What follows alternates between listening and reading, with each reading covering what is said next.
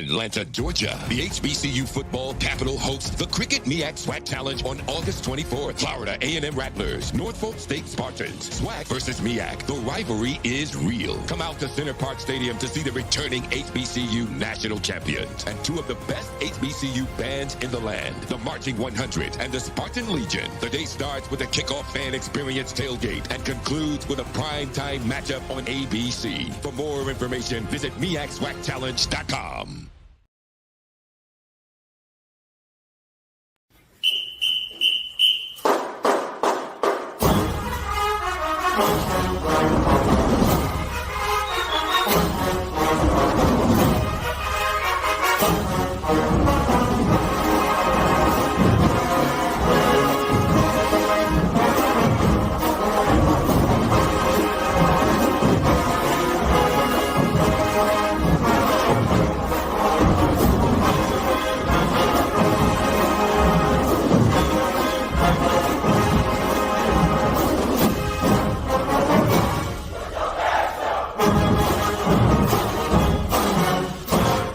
Good afternoon. Welcome to Florida A&M University Fan Day live right here fall season, baby, at Lawson Stadium. And right off the bat, Bryan Fulford, Kelvin Rozier, and joining us is our AD Tiffany-Dawn Sykes. Hey, Rattlers! How you doing? I'm doing good. We have a great event today sponsored by our boosters to generate resources to support our student athletes. And now we're having Fan Day, which has been open to the community for everyone to come out and have a chance to meet and greet our student athletes and get the schedules for the upcoming year, because it is time. It is. The season is here. It is. Are you excited about the start of another season? I mean, you're a sports person, so I know this is that time where you can get really behind what's about to happen. Yeah, I'm excited. So usually I start getting excited at the second session of summer school, because that's when our student athletes start coming in and working out with the strength and conditioning coaches and their coaches on a limited basis. And then when we're really in the meat of camp, summer school's over, kickoff's about 2 weeks away, first serve's about 2 weeks away. I'm excited. Nice. Why is this important, and what do you think about the turnout? So both of these events are equally important because, as you know, in athletics, in the state of Florida, we have to generate all the revenue to support our student athletes. And we've been able to rely on the boosters, the FAMU Foundation, the 220 Quarterback Club, the National Alumni Association to really close the gaps and help us meet the needs of our student athletes. But also events like this that just invite the community in and allow them to cultivate relationships with our student athletes so they know who they're cheering for in the stands are equally important. Right. Okay, so you got to let the people know what and how. Hold on, but can we talk about my volleyball earring? Can I get a little commercial? What position did you play when you were a volleyball star? So I was recruited as a middle blocker, but I wanted to be a utility player. So I'm ranked in the top 10 at Virginia State in blocks, assists, kills, and service aces. I actually still have the career record in service aces at Virginia State. Okay, all right. Talk that talk. Right. Okay, definitely.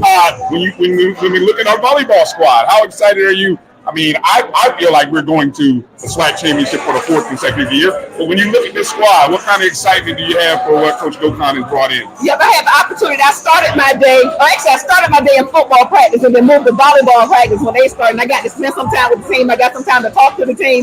And the volleyball coach says it's the best team that he's coached since he's been here. Wow. So I'm expecting an appearance in the championship game and a win in the championship game this year, because that's what Coach Gilman said. Yeah, that's what he said. Right. None of those exact words. I'm putting a few words to his mouth, but that's what I'm expecting. Why don't you kind of plug this football season, champion package, things you need from Rattler Nation? Oh yeah, if you have not purchased your Investing in Champions package, you need to do so, because we're running out of inventory, right? Everyone wants to come see the champions play.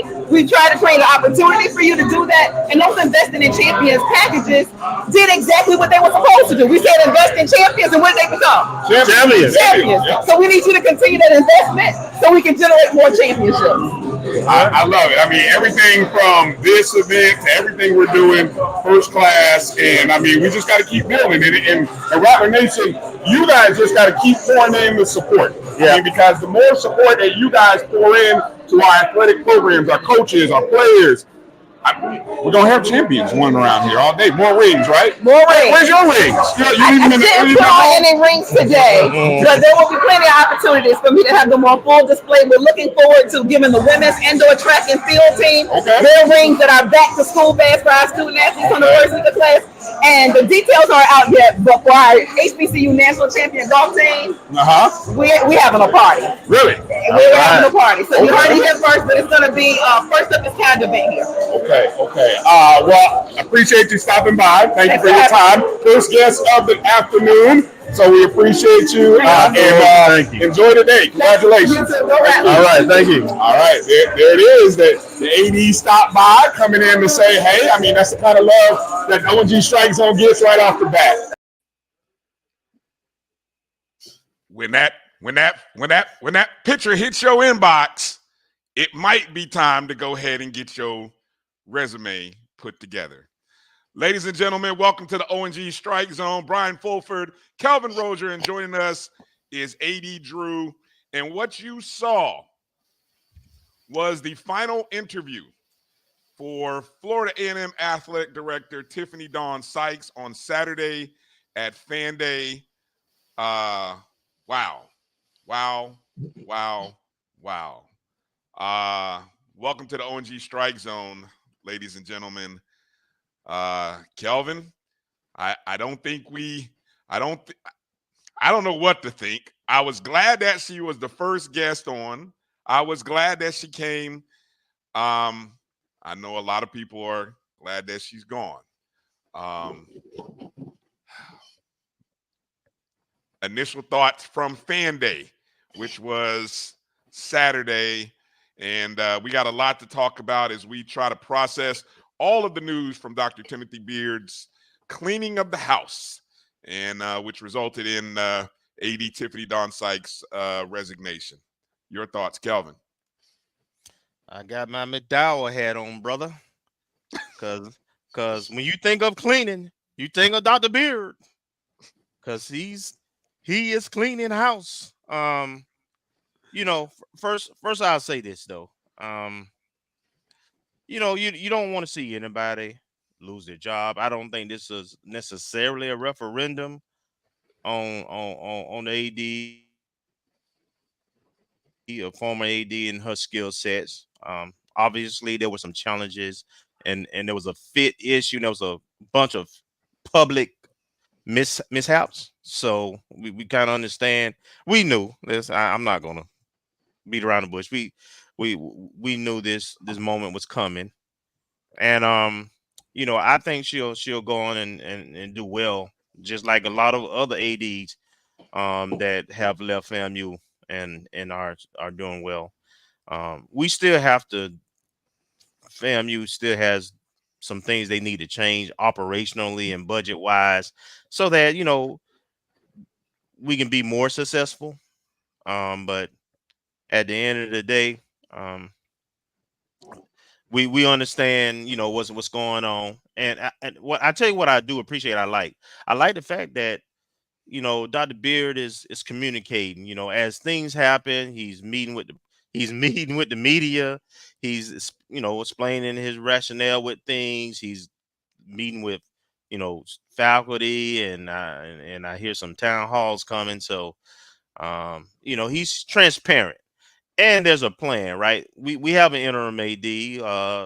Some of the other changes that have been made, we have people in place already who are actually qualified and have the skill sets to do the job. So I'm optimistic that there's some things we need to improve and get better. And that meant change. We couldn't get better being the same way with the same leadership. So overall, I think he's done a good job. And I have to point out, a lot of people jumped the gun. I don't know why they took things literally, and like the whole leadership team was just going to be canned on the same day, and we had no leadership at the university.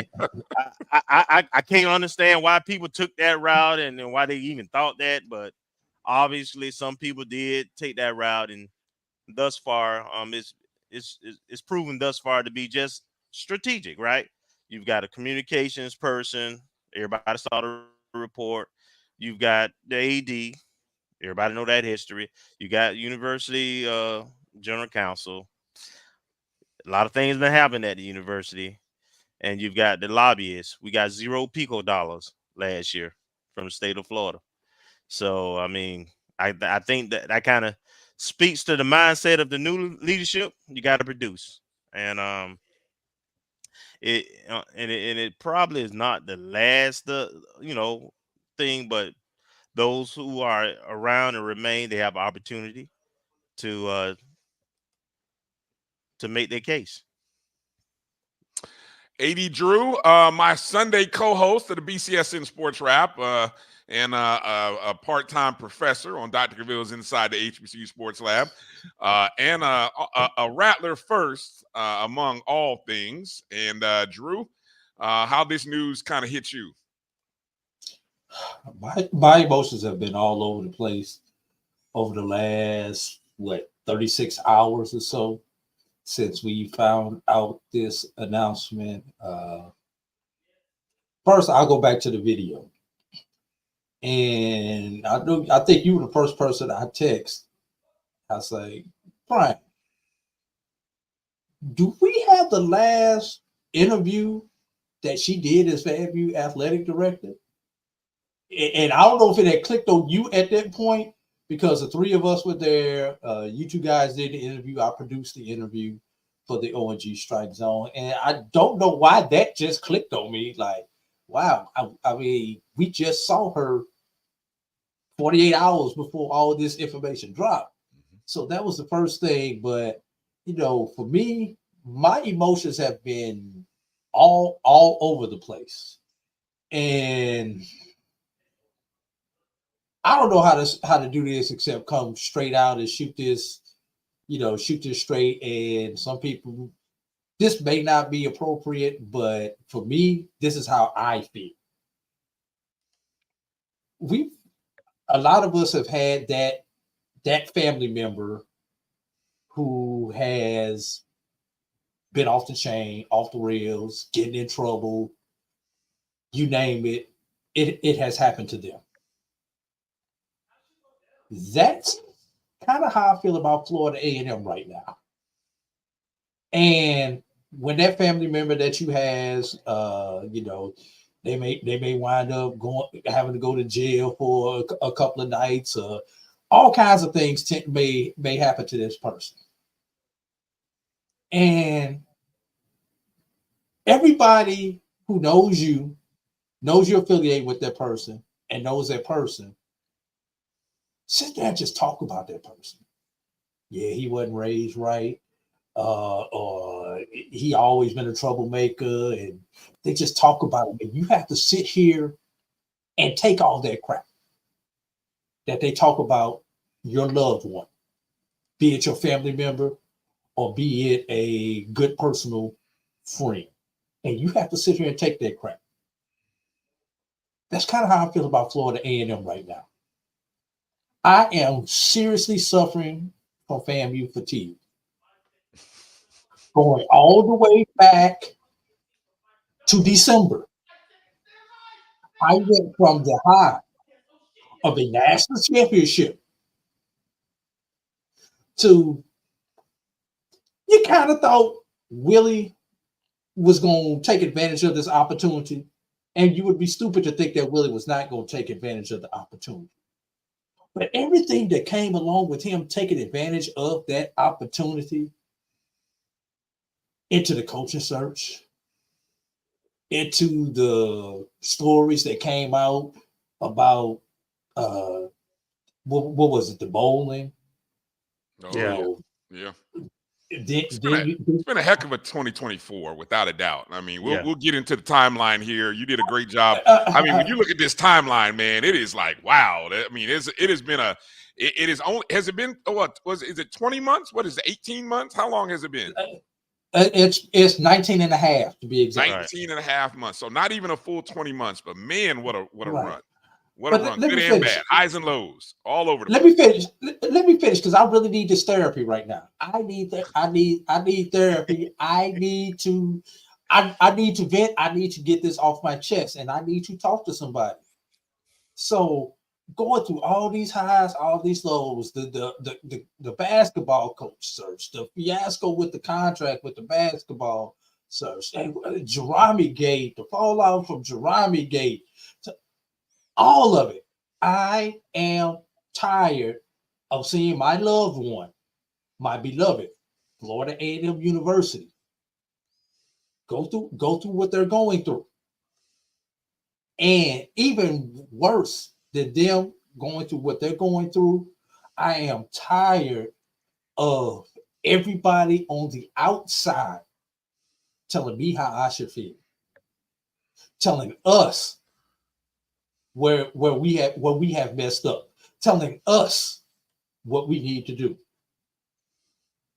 And just like with that loved one, and I have lived this with loved ones who have gone through some serious trauma.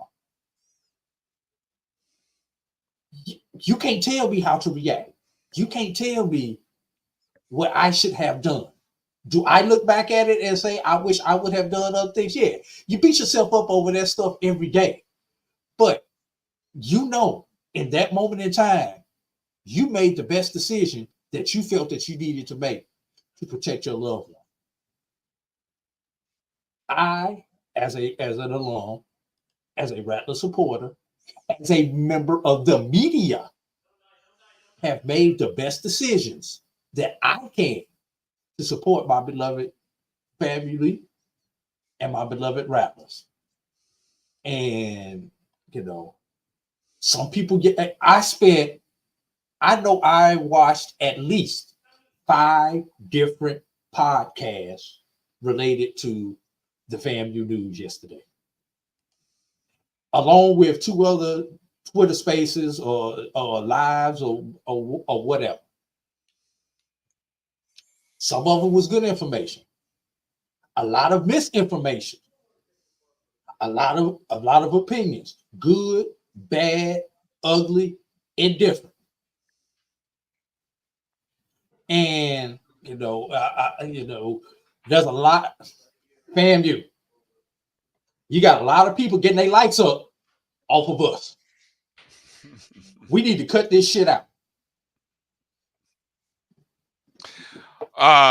Well said, Drew. Yeah. Well said. So again, hello to everybody joining us. We got a loaded show, a lot of people that we want to get in and talk to, a lot of different things here. Make sure you hit the thumbs up and the like button if you're watching us on YouTube via the Jericho Broadcast Network's YouTube page, or my JBN Online, or on the O&G YouTube page. On Facebook, we say hello to everybody on Black College Sports Network or the O&G StrikeZone page. Hello to people watching on Instagram Live, those watching on X. We appreciate you. Come on into the chat rooms and be cautious in the chat room. That's all I'm gonna tell you. It's a no tolerance Wednesday. It's a no tolerance Wednesday. So you come in with some shiggity, you will get kicked out. I've already given Dr. Lori the thumbs up. If you come in wrong, if you come in hot, you'll be outside the door looking through the window. Keep it to I facts. put a poll. Keep it to facts, y'all. Just keep it to facts. Opinions are okay, but don't get too crazy and personal. I put a poll up in the Jericho Broadcast Network's YouTube page, and I asked the simple question: how would you grade Tiffany-Dawn Sykes' job as AD at FAMU over the past 20 months? A, B, C/D, or F+. Our good friend Dr. Gaville always loves the F+. So F squared. It's F squared. F squared. Kelvin, would you care to chime in there? What grade would you give AD Sykes? Well, given the fact she didn't complete her term and the multiple fiascos, I give her some credit. I want to talk about, we know the negatives, so I talk about some of the positives. She got it right with the women's basketball coach. Coach Pressure. Yeah, that was Coach Gordon. Yeah, she also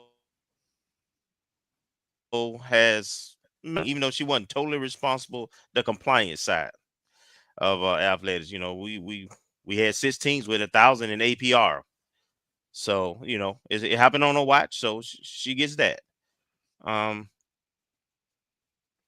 We won a lot of championships. Now, a lot of those coaches was there in place already, but it happened on her watch. So, I give her that. I see a lot of C's in here. No fundraising, all the major fiascos, the coaching failures. We looking for a softball and a bowling coach currently. We lost a championship football coach. It's a D for me. Okay. Drew, care to weigh in here quickly? I just got a question. Should we be grading her on the curve? And the reason I say that is she lasted about as long as anybody else has lasted at FAMU over the last decade and a half. So should we be grading her on a curve? And let's be real. A lot of people don't want to talk about this. She was a female running our athletic department. And she had some challenges that honestly, her male counterparts prior to her did not have. I don't know about that. Whether those hold on, let me say this. Now, whether those were of her own doing, or whether that was people not wanting to give her the respect that her position commanded. Drew.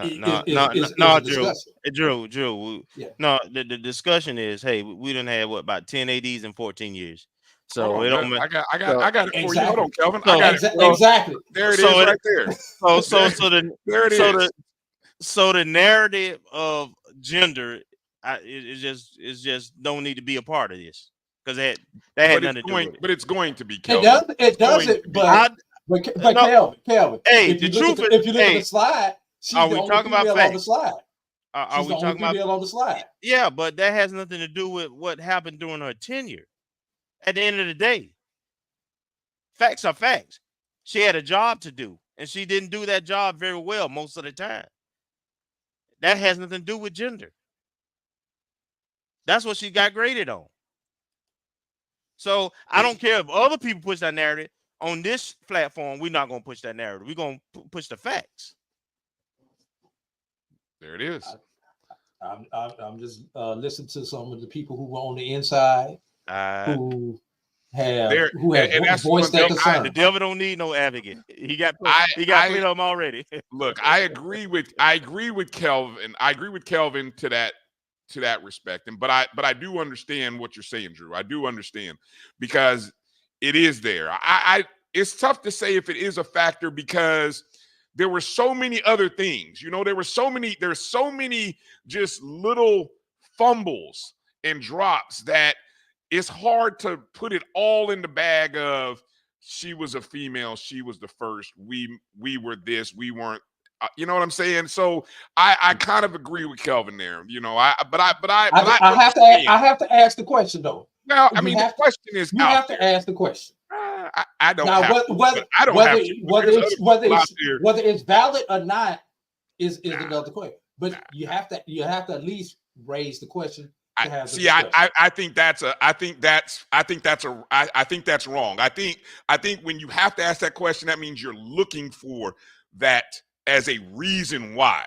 And I'm saying I'm going to stand now. Again, I'm standing where I'm standing. I'm me. I've been wrong before. Whatever. But I'm going to stand on that side and say I don't think it's a factor because people will say maybe she wasn't qualified. She had flaws in terms of fundraising. That was evident. But she had other strengths, right? So I don't think there. Who knows if I don't know. I'd have to go back and think about was there a perfect candidate who was great in all of these areas? You know what I'm saying?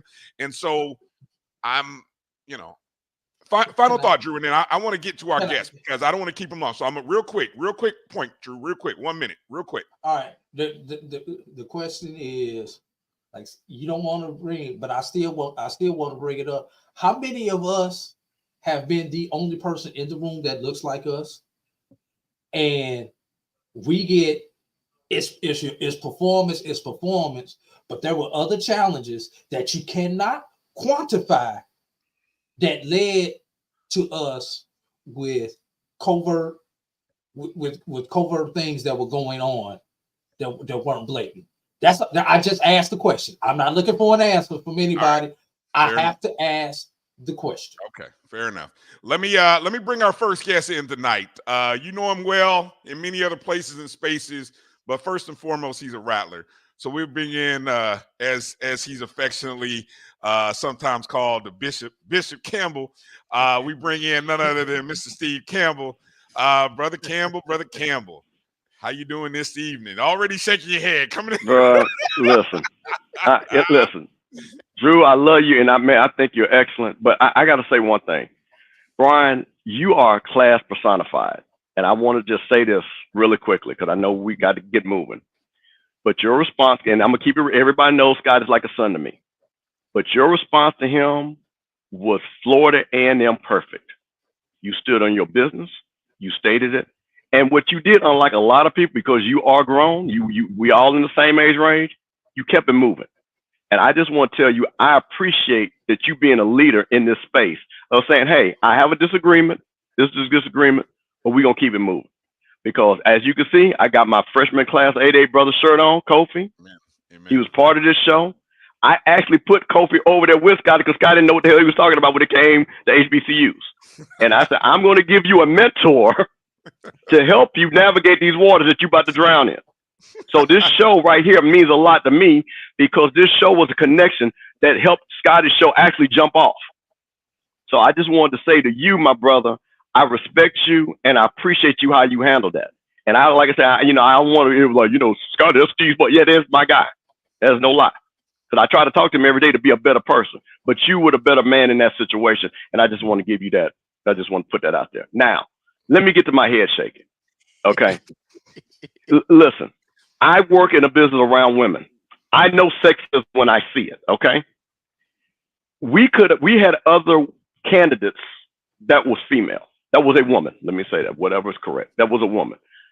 I guarantee you there would not have been an issue. We have other women in high leadership positions at FAMU that work with this person. There was no problem saying the board of trustees, head is a woman. This person is a woman. Shantae Friday is a woman. This comes down to plain and simple execution and lack of consensus building.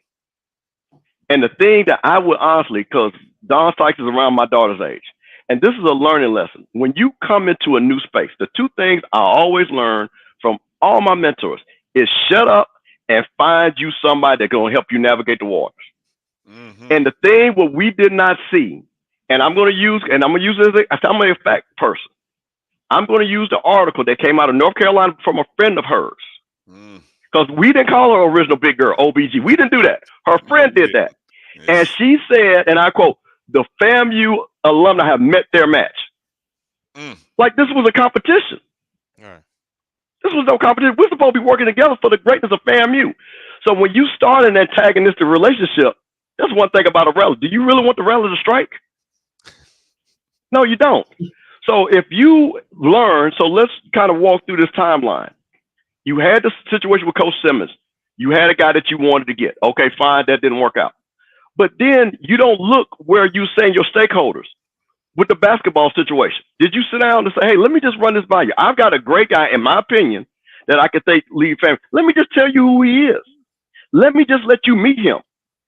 Socialize people with your ideas and who you think. Because then people are like, you know what? He's not a bad guy. I kind of like the guy. You know what? I'm going to bless it. I'm going to support you. But when you start going and say, I'm going to do it my way or the highway, the road gets very rocky. It is not a good path to success. So that's my thing. It had nothing to do with her being a woman. It had a lot to do with not building consensus and not honestly just sitting back and saying, let me understand the FAMU culture. Because those are the things that I want everybody to be successful that's associated with FAMU. I want anybody that has anything to do with HBCU. People know this. HBCUs are my legacy since 1938. I'm from Jackson, Mississippi. It's no secret. I came to FAMU in 1980. I'm sitting here because of people from FAMU kept me up when I was down. I love FAMU. When I didn't have a dime, a FAMU brother gave me a dime. And we all know what that means. So when we have a situation where we have an AD, where people reached out and say, hey, let me help you. And then you kind of see that help not being accepted. And then you start seeing things where there is contacts with people that we all know and love that are of high level, and the interactions are not correct. And I'm not going to mention no names. We know what we're talking about. Those are not the building blocks to be greatness.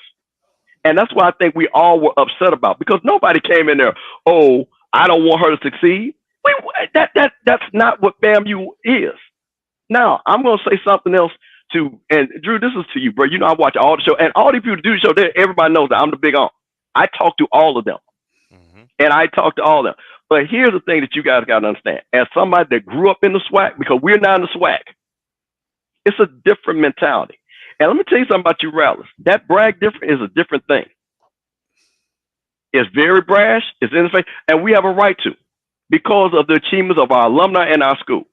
That don't take well to everybody. So guess what? When they feel that we done caught a L, they're going to make it a bigger L. But that doesn't bother me, because you know what I know? The one thing about it is never going to change. We still the #1 public HBCU, and we beat all their asses last year. Amen. So what can you do but be upset? So we had a situation that many schools have. This is not the first time an AD got fired. This is not the first time a president has been relieved. And let's keep it, keep it 100. But we internalize it, because I'm going to go back to Bryan. Bryan made the point. I know these people. I trust these people. So I know why he said what he said. He stood on that. What I had a problem with, and I will say this to Scotty and to the guy from Howard, that guy from Howard that wrote that article, he didn't write that for the love of HBCUs. He wrote that to get clout. That's the problem. Now, if you wrote that saying, hey, I want to see FAMU be better, and you wrote it from that angle, then I will respect that. But no, you wrote that because you wanted to try to hurt us, because you wanted to say, hey, look at me. Because nobody knew who that guy was. And then he called around and he wants to get on Rolling Martin and things like that. See, bro, you can't hustle a hustler. It's the same thing with people that started writing articles about FAMU people being misogynistic. I said, and I told, and people know, I said, I went on show. I said, I will give you $500 at your school to debate me, to show me where misogyny was at. I never got anybody to take that offer up, because I know, because I work with women. Women tell me already, I see it happen. I've defended women. So I know what this thing looks like. This is not what that is. So when we get on here and we make a criticism that is fair, the fundraising, it wasn't us that said it. We watched a board meeting, and this is what was great about this platform. All you guys streamed that board meeting. There was a question, what are you going to do to close the gap on fundraising? The answer was raffle tickets.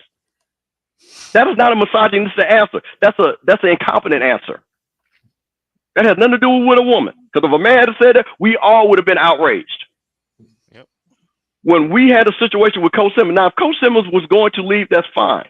But rattlers rattle around and say, you know what? We're going to make it hard for you. But then we start finding out, did he really get the offer? Did we even try to, put him in a position where it was close? Now we all know it's rumors, whatever. But I'm comfortable, because as you know, I know people. I'm comfortable enough to know there was mistakes made, and even in that situation. Right? We go that route. Yep. Then we go with the football situation. So it's fine. You are the AD. And people say, let her do her job. But here is the thing. We have a championship team. What did Michigan do? They hired from within, right? That's what they did. Continuity. Continuity matters. Because we knew if Coach Coles or maybe Coach Rose or somebody we would have had, just like Jack said, 80 people in the portal. We have a talented team. So you have to weigh the pros and cons. Do we keep a coach, which again, Coach Cozy is taking his first endeavor, and keep the talented team and believe in our coaching staff, because Coach Simmons wasn't the only one that coached that team last year, right? Right. We had championship coaches that coached. So we saw that. And then you say, well, let me bring a guy in. This is no disrespect, because actually I'm going to be interviewing Coach Gibbs in an hour. He's not on the highest level. He just started. And you want us to take a chance and then rebuild? I don't think we should take that risk. Or if you're going to stand on this person, then you show me why that person is great. Then you sell them to the people. to the F Club, to the Booster Club, to the 220 Club. I'm not any of those people, but those are people that you're going to go ask money from, right? Mm-hmm. Have those people socialize with Coach Gibbs. Coach Gibbs is a great coach. I think Coach is just a better coach for Florida A&M University.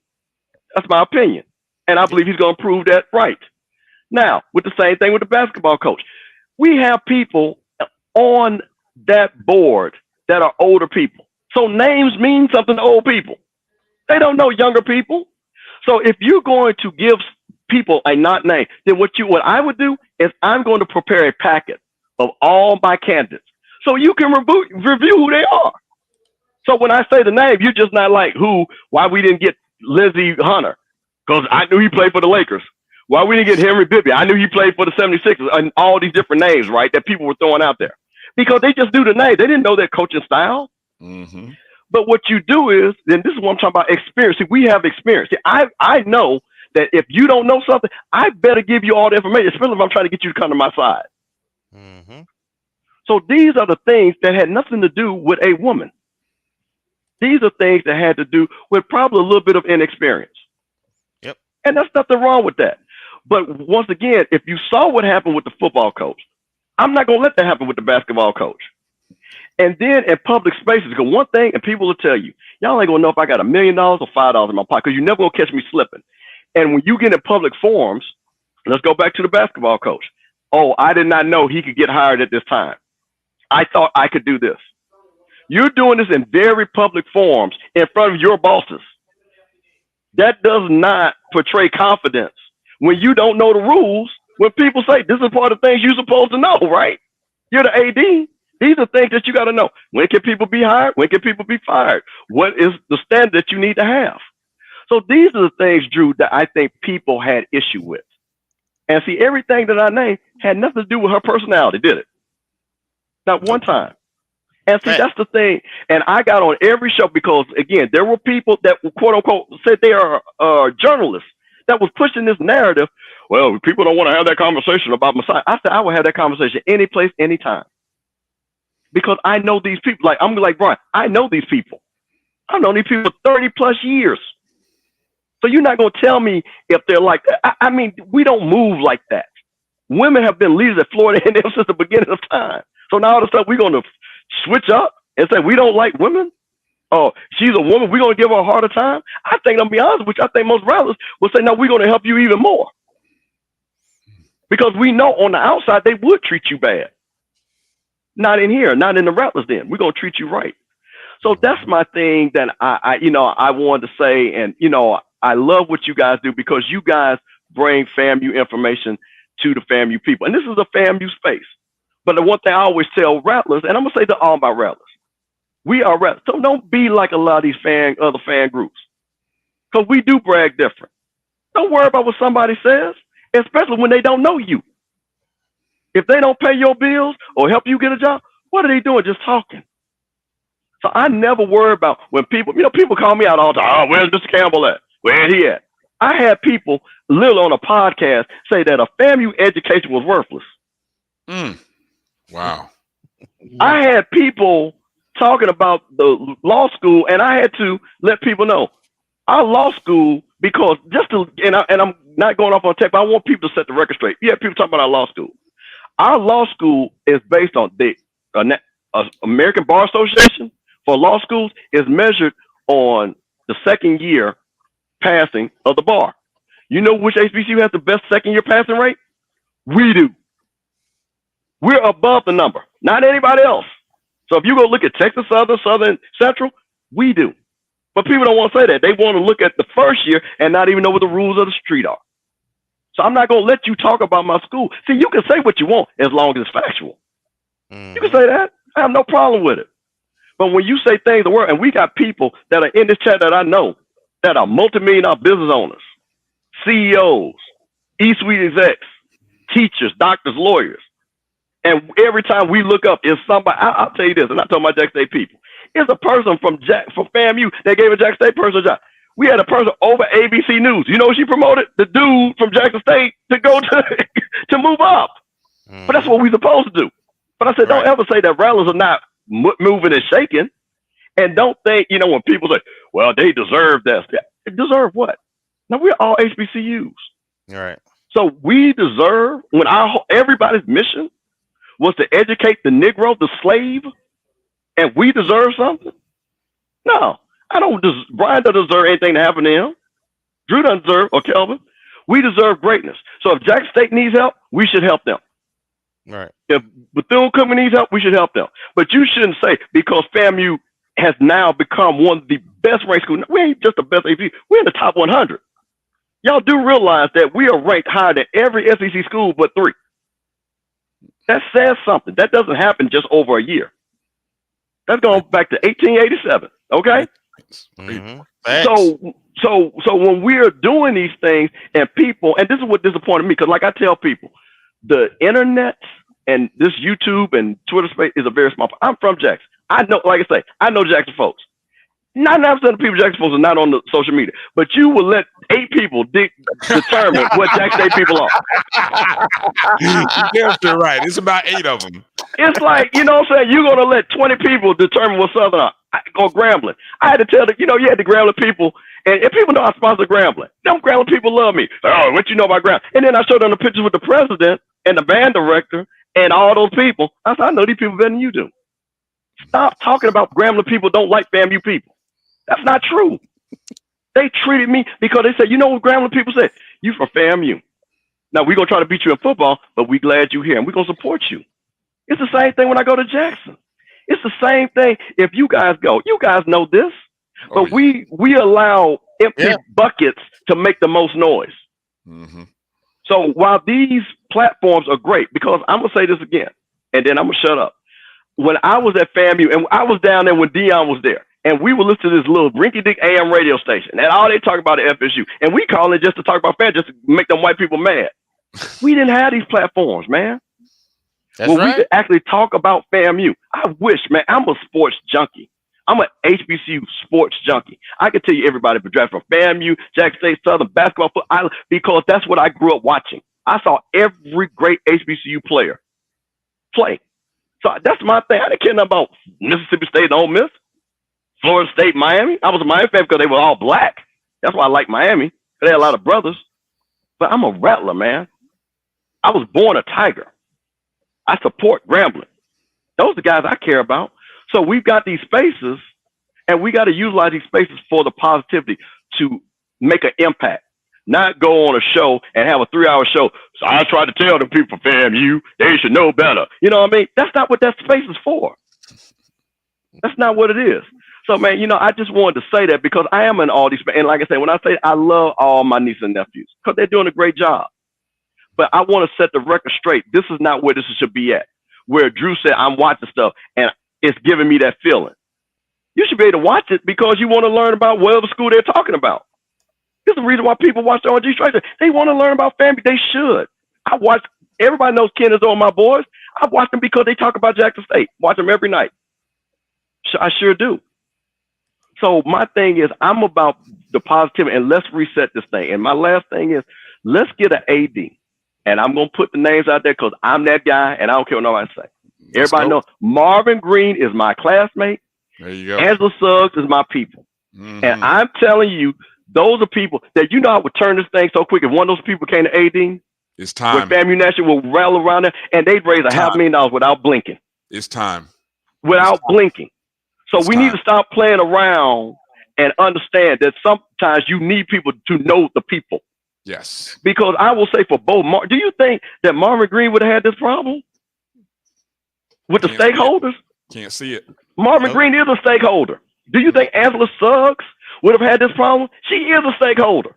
Can't see it, right? You don't think Marvin wouldn't have known? Let's say Marvin would have wanted to hire Sean Gibbs. I would respect, but you know what Marvin would have did? He said, "Nah, listen here, guys, because I have been student activities, golf coach, this, over this. I can know how you guys are. Let me tell you why I think this guy would be great for FAMU." And people will respect that. If he goes and says, "I'm trying to sell champion package," Marvin Green ain't going to talk about raffle tickets. Marvin Green is going to call his freshman class 88 and say, "Hey, listen, I need at least 10 of y'all to buy these champion packs." Angela Suggs is going to call her 87 freshman class and her Delta says, "I need y'all to buy those champion packages." These are the things that we need to move forward. Because sometimes if you don't know the man, you can't talk about the man. And that's where we're at. So man, I just wanna say that. And yeah, and Angela Suggs is a woman. Can y'all believe that? I'm talking about a woman. Isn't that amazing? Are you serious? I just found that out. I went to school with her and just found that out. Because you know why I say that jokingly? Because she's always been talented. Marvin has always been talented. Marvin been that dude since he walked out from Chicago. I've known Marvin for day one. That's a man that I respect. And I know he ain't gonna do FAMU no harm. And that's the biggest thing right now. So I'm off my soapbox. Well, that's why we brought you on, so you can get that out. Go ahead and give the plugs, Mr. Campbell. Go ahead and give those plugs. Let people know where they can find you. And you mentioned that you got to do a show coming up, so get the plugs in. Hey man, I am on HBCU Coaches Corner. HBCU Coaches Corner with Johnny Cole, and we're bringing all the HBCU coaches. And what we're doing, we're having real conversations. No foolishness. Grown folks talk. We ask the question that people want to ask. Hey, if all y'all need any women or guys, and is this new world, need some hair, go to iweavehair.com, because we always donate money to FAMU. We've given FAMU over $5,000 just from the sales, and we're going to keep that going. So all I'm just telling all my rattlers, man, just relax. Don't take everything personal, and keep bragging different, man.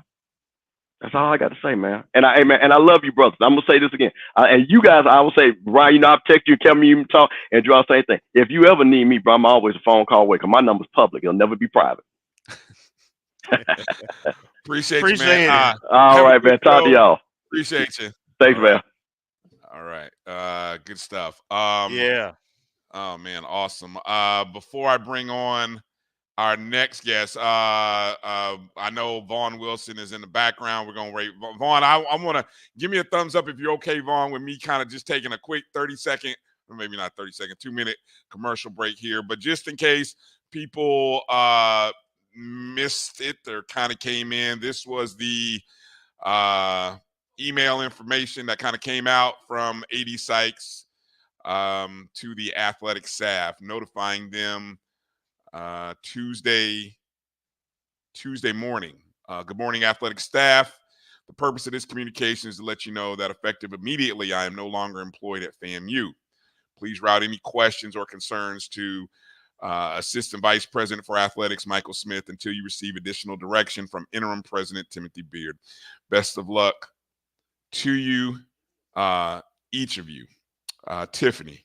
And her final shot, of course, as her new profile pic shows, she's not crying over this. And I think I saw a beautifully worded quote tweet from her mother, Dr. I believe Sandy Hutchinson, those who know or may follow, that, she's unapologetic. She's unapologetic. She did the best she could do in her eyes and her belief. And the one thing that has always been very apparent is that she tried to do as much as she could for student athletes at FAMU.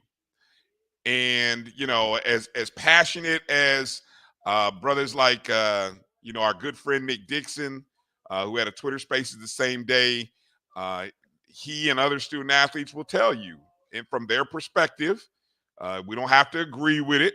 We may have a different viewpoint of things, but from their perspective as student athletes, which oftentimes, it's forgotten. Some people may forget, or some people, I don't want to say dismiss, but we kind of maybe, some people may look past. Well, I would tell you the bowling team ladies don't see it that way.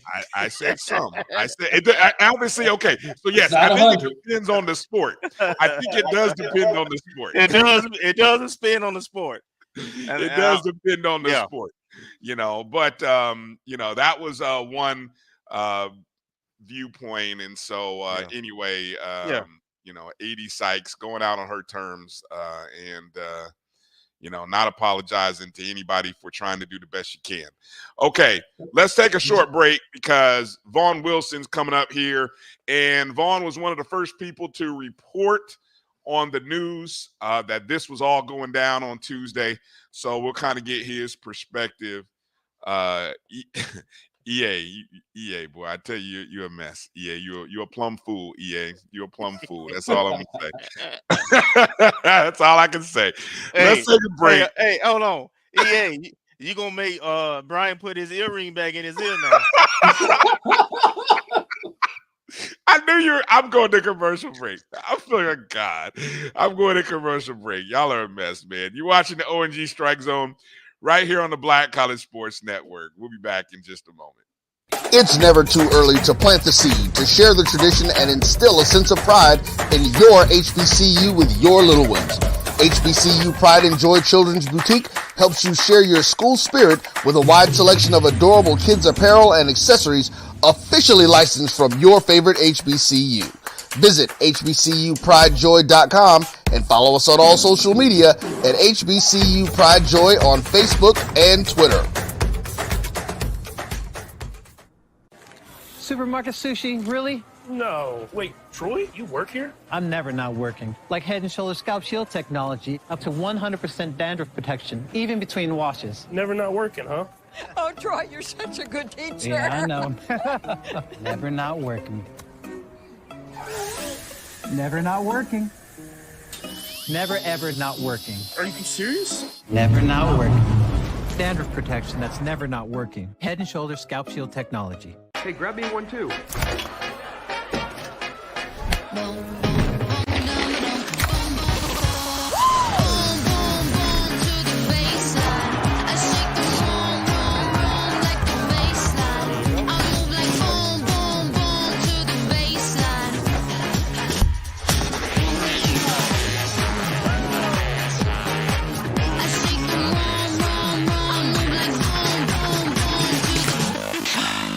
Charmin Ultra Soft has so much cushiony softness, it's hard for your family to remember they can use less. Sweet pillows of softness. This is soft. Holy Charmin. Oh, excuse me. Roll it back, everybody. Sorry. Charmin Ultra Soft is so cushiony soft, you'll want more, but it's so absorbent, you can use less, so it's always worth it. Now, what did we learn about using less? You gotta roll it back, everybody. We all go. Why not enjoy the go with Charmin? Live from Atlanta, Georgia, the HBCU football capital hosts the Cricket MEAC SWAC Challenge on August 24th. Defending HBCU national champion Florida A&M Rattlers versus the Norfolk State Spartans. For more information, visit MEACSWACChallenge.com.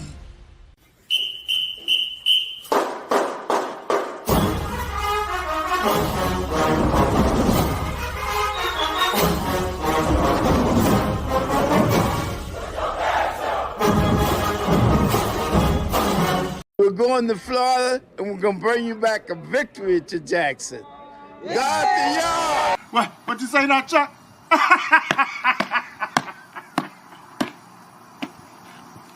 Man, you a plum fool, man. Well, we can't forget that we are 10 days away from the start of the football season. And, boy, I tell you, Chuck, boy, I hope Chuck is ready. I hope he got his popcorn ready. It's going to be an amazing year. Welcome back to the O&G Strike Zone. Bryan Fulford, Kelvin Rozier, A.D. Drew stepping in as guest co-host, and joining us now, Mr. Vaughn Wilson, HBCU Game Day, a journalist. I will say this for those in the far back rooms who might have some things to say about Vaughn. I don't know, Vaughn. I had to, I was in the middle of the, what was it? I don't know. Somehow a particular tweet had kind of got to me, got on my nerves. You doing all this great reporting out here, and somebody out there blaspheming on your name. I had to, we got an echo. Yeah, Vaughn, I think. Is that me? Yeah, you might have us on. You might have us on. There you go. There you go. I think that's. We're getting there. Test 1 2. Test 1 2. Yeah, there you go. Is that better? Yeah, that's better. That's better. Okay, yeah, sorry about that. And Vaughn, I want to say this. I appreciate what you guys did over at HBCU Game Day on yesterday because, like I said, I watched multiple platforms yesterday with this breaking news, and by far, the coverage that you guys did yesterday was the best coverage of the fiasco of the events, however you want to term it, that I saw on yesterday. Fair, accurate, level reporting, gave the facts, then offered your opinion, not just all opinion, all street committee, barbershop talk. So I was you, Stephen and Tyler did a tremendous job yesterday. Well, I appreciate that, man, and that's one thing we pride ourselves in. Tolly and I. I see you, Kenya. Yeah, I did. I got accused of that a lot. My phone did not stop. I had to put that thing in a drawer while I'm trying to. My phone's just going off. Mine died. I pretty much had to leave it plugged up yesterday to keep it on. But that's one of the things we pride ourselves on. I have no choice but to be a journalist. My father was an award-winning journalist. He won several awards, national awards, and that's where I learned from. I went to business school. I didn't go to school for journalism. I went to Roosevelt Wilson School of Journalism, and that's probably tougher than any journalism school on earth because it's based on research. If you're going to present a story, you have to have something to back it up. Unfortunately, nowadays, you don't have to have any of that to have a show on social media and go out and get a lot of followers, and people take it as actual journalism. It's actually entertainment. It's not. If you don't do the facts and try to at least look at both sides, it's not journalism. Unfortunately, a lot of people don't even care about journalism. They rather have the quick hitter or something that's going to get them excited. But I can say something about Tolly and I are the old guys, and Tolly was a journalism instructor at Central. And with me, with my schooling from my dad, we kind of keep it in the road. And I appreciate your comments because that's not always appreciated. It's not always sexy, and that's not always the first place that people turn. But the comments we've gotten about our coverage yesterday, the greatest compliment is we're a part of the McClatchy group, newspaper group.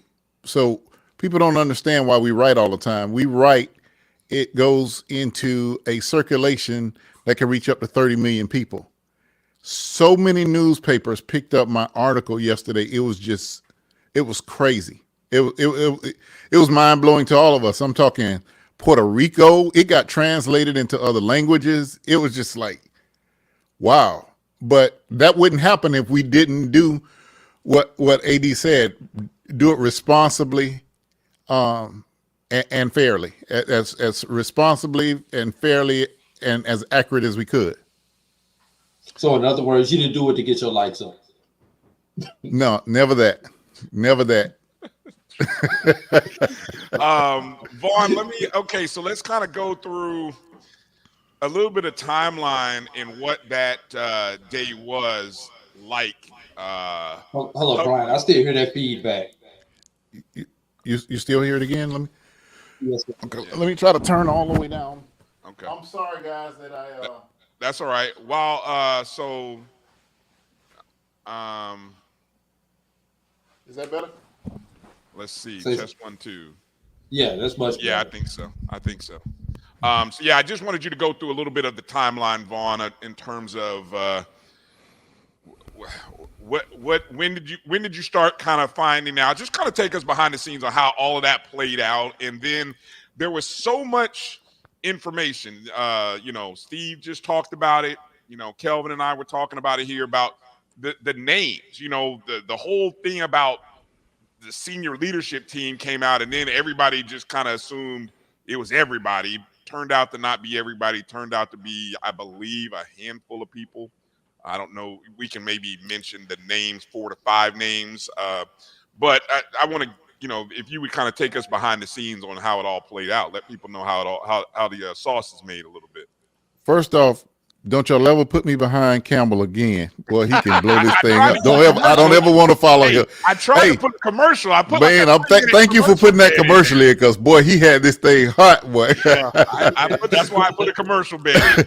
But anyway, yeah, I guess to give it to some perspective, you know, what my company is doing now is political season, so we are busy doing commercials, and I had actually shot 2 commercials Monday, so I was mentally beat. And about 11 o'clock, my phone I started getting texts for people that work at the university. So I'm like, I'm tired. Who is this texting me this time of night? And then I read one of the texts and was like, oh my goodness. Wow. I mean, I knew that the interim president was coming in to make changes, but this is a bit much. So obviously, and this is where the journalist comes in. Obviously, in my mind, I was like, how is he going to come in and do this? And school starts in a week. The student's going to be back, and football season, and the band is here practice. How is he going to fire everybody from the senior leadership team? And who's going to replace, you know, Dr. Palm, and who's going to replace Carmen? And that was my initial reaction. But then the journalist came in and said, well, you got to dig deeper into this and see what exactly is happening. So when I woke up, so I still had to go to sleep. It was like nothing I can do that night. It's midnight at this time. I got up at 3 o'clock and started typing my story. That's the best time where I can think before everybody gets up and starts rustling.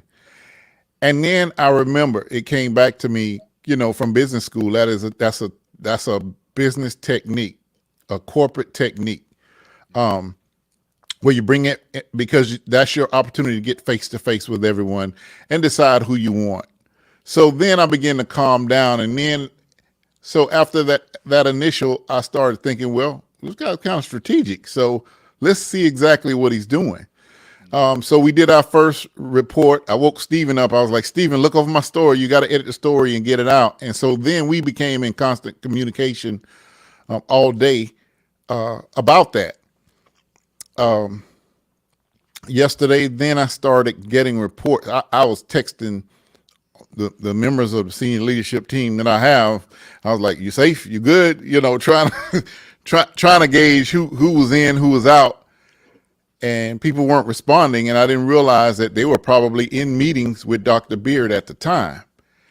And so after I got a couple names that says, you know, I'm good, then I start realizing, you know, the obvious thing was who was associated with the Jerami deal, who was associated with other things at the university that did not bring it in the best light. And I think that's where in my opinion, I don't know, but I think that might have been the category that the athletic director fell into. And so, you know, then it started hitting everywhere. And then I got my hands on the actual letter. And so we included that. So it was a shocking day. It was more shocking Monday night, but Tuesday when I got up, just like AD said, the journalist had to come in and was like, okay, calm down. It is your school. You are vested in this, but you got to calm down and gather the facts and present people with facts. And I think, you know, sometimes we're not the first person to report a story. Because if a story is out there and we don't have the facts, we just don't report it. I'm just telling you, we're not going to jump out there to get the clicks. We just don't do that. So when we put it out, know that we vetted it through old school journalistic techniques. That ain't always sexy, but hey, that's who we are. Yep. It still works. I appreciate it. It still works. It still works. So as I read your story, just to kind of go through some of the names, the first public acknowledgement was from AD Sykes. As the day went on, 3 other members of the leadership team's resignations were accepted. Former FAMU General Counsel Denise Wallace, Director of Governmental Affairs Danielle Macbeth, and Director of Communications Keith Miles. Any other was that the was that the end of it? I mean, I've kind of been in a bubble dealing with school stuff, but obviously that was the end of it so far. But from what I understand, it's not the end of the sorting process. And we're trying to get some clarity on that, but that's not the end of the evaluation process for the president. It started with the senior leadership team, but now the rest of the university will be evaluated. Okay. And obviously okay. Let me go forward here, because I don't know, where we're at with all of these names, because I know there is some question as to whether general counsel did or did not resign. Well, that's gonna be hard to determine unless they tell us. Okay. Tiffany indicated that she did not resign, but she had left the university. So you can read between the lines of what happened there. Okay. All right. Well said. Do you think? Obviously, I saw Dr. Beard. Had a chance to meet him for the first time Saturday. We were all at Saturday's fan day event. Do you think, or as you talk to people, was that in process? Was that sort of already in motion? I can't imagine that on Monday morning, Dr. Beard kind of woke up and sent an email out, or maybe Sunday. I can't imagine that it happened just like that. So do you think that was floating in the air on Saturday, at least from his perspective? I'm sure maybe other people didn't know. Some people may have known. What's your take there? After hearing Dr. Beard at the 220 Quarterback Club today, it became much more evident that he's not what people feared he would be, like somebody coming in to destroy FAMU. He wants the best for FAMU. In his evaluation process, he, in his opinion, is trying to determine what is best for the university to move forward, to move past. It will be very difficult for the university to move past the debacle without making some dramatic changes and visible changes. And even as word got out that he was bringing all the senior leadership in, if you look at the comments, they were split. And people were like, yeah, that's what we should do. You might need a clean house or that sort of thing. So people expect him to do something, not sit there on his hands as interim president. Fam, you can't afford for anybody to be sitting on their hands right now. There are things that have to be corrected, specifically those exit exams and those types of things for law school, physical therapy, and nursing. There is no room for error. The right people need to be in place, and the right plan needs to happen, post haste right now, yesterday, and so I think, in my opinion, from meeting him from Friday to our interaction today at the 220 Quarterback Club, which, obviously I was a little nervous today. We at the 220 Quarterback Club invited him way before any of this shook out. So when it hit on Monday, Tuesday, we were all like, oh my goodness. People are going to burn down the Old West Florida, where we hold a 220 Quarterback Club. Brilliantly, Eddie Jackson's wife got up and set the tone that, in keeping in line with what her husband wanted, one thing the 220 Quarterback Club never does is take a stance on the university. She came out and did that at the beginning of the meeting today. And so when he got up, everyone was at least receptive to hearing what he said, but he got a lot of support. He got great, overwhelming support today from his presentation. And can I take a point of special privilege? Congratulations on your new leadership role with the 220 Quarterback Club. Thank you. I appreciate it. It's kind of hard to turn down something that's going to benefit FAMU, and Ms. Jackson kind of volunteered me that that's what I was going to do. you know, as I told a story, you know, of how we got to FAMU, but the other side of that is the first family that we were friends with were the Jacksons. I'm talking about when I was 3-4 years old, and so that's how far we go back. And so I see it as a challenge, man. If it's an opportunity to help, just and Kelvin and I know I've said this 1,000 times. You know, one problem we have at FAMU is there are some areas and some methodologies that we're so stuck in the success of the way that it's been that we don't change. The Jake Gaither era people were the biggest givers in FAMU history, but those folks are passing on, and we have not done a good job as a university or an athletic department to replace those people with younger methods. A prime example is somebody just said is what we did today. Today, to the middle-aged and younger people, they're not going to write a check. They don't carry cash. But we raised almost, and I promise you, when I was sitting there, money was still coming in. It's approaching $3,000 that we raised just from an ask today. We didn't have to do any work. We didn't have to feed those people today at the 220 Quarterback Club. But, you know, that's almost 2 months of the nutrition station. You see what I'm saying? We have to seize every opportunity. If we're going to be sustainable, we have to engage a younger audience. The big givers are going to be your Roy Moores. You may not have somebody who can give what Roy Moore can give right now, but we got to find a way to start giving the younger people in the younger generation opportunities to participate. They're not sending a check. They are not writing a check and putting a stamp on it and sending it to donate to anybody, as much as they love FAMU. But if it was as easy as a cash app, and I asked for $20, man, you don't know how many 50s and $100 we got today, you know, to support FAMU. The young people don't even know what a check is. And the other thing was, Mr. Jackson was a phenomenal man, and he had connections, and he could just make the thing work.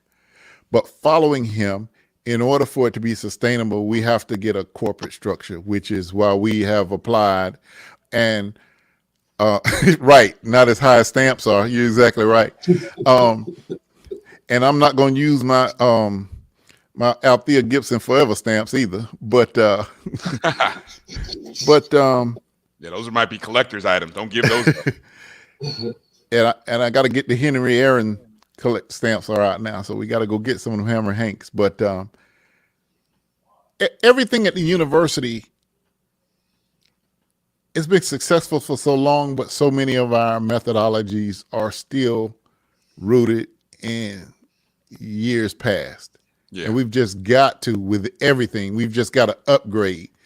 There are technologies that can give us better feedback. And we just have to utilize those things, and we have to. You know, when I was working at FAM and Kelvin and I, and we would be in we'd be in meetings, and something to the effect of just say when a great booster out of Quincy, Lawton Williams, man, he gave like 10. He was about the highest package we had for investing champions every year, $10,000 or $15,000.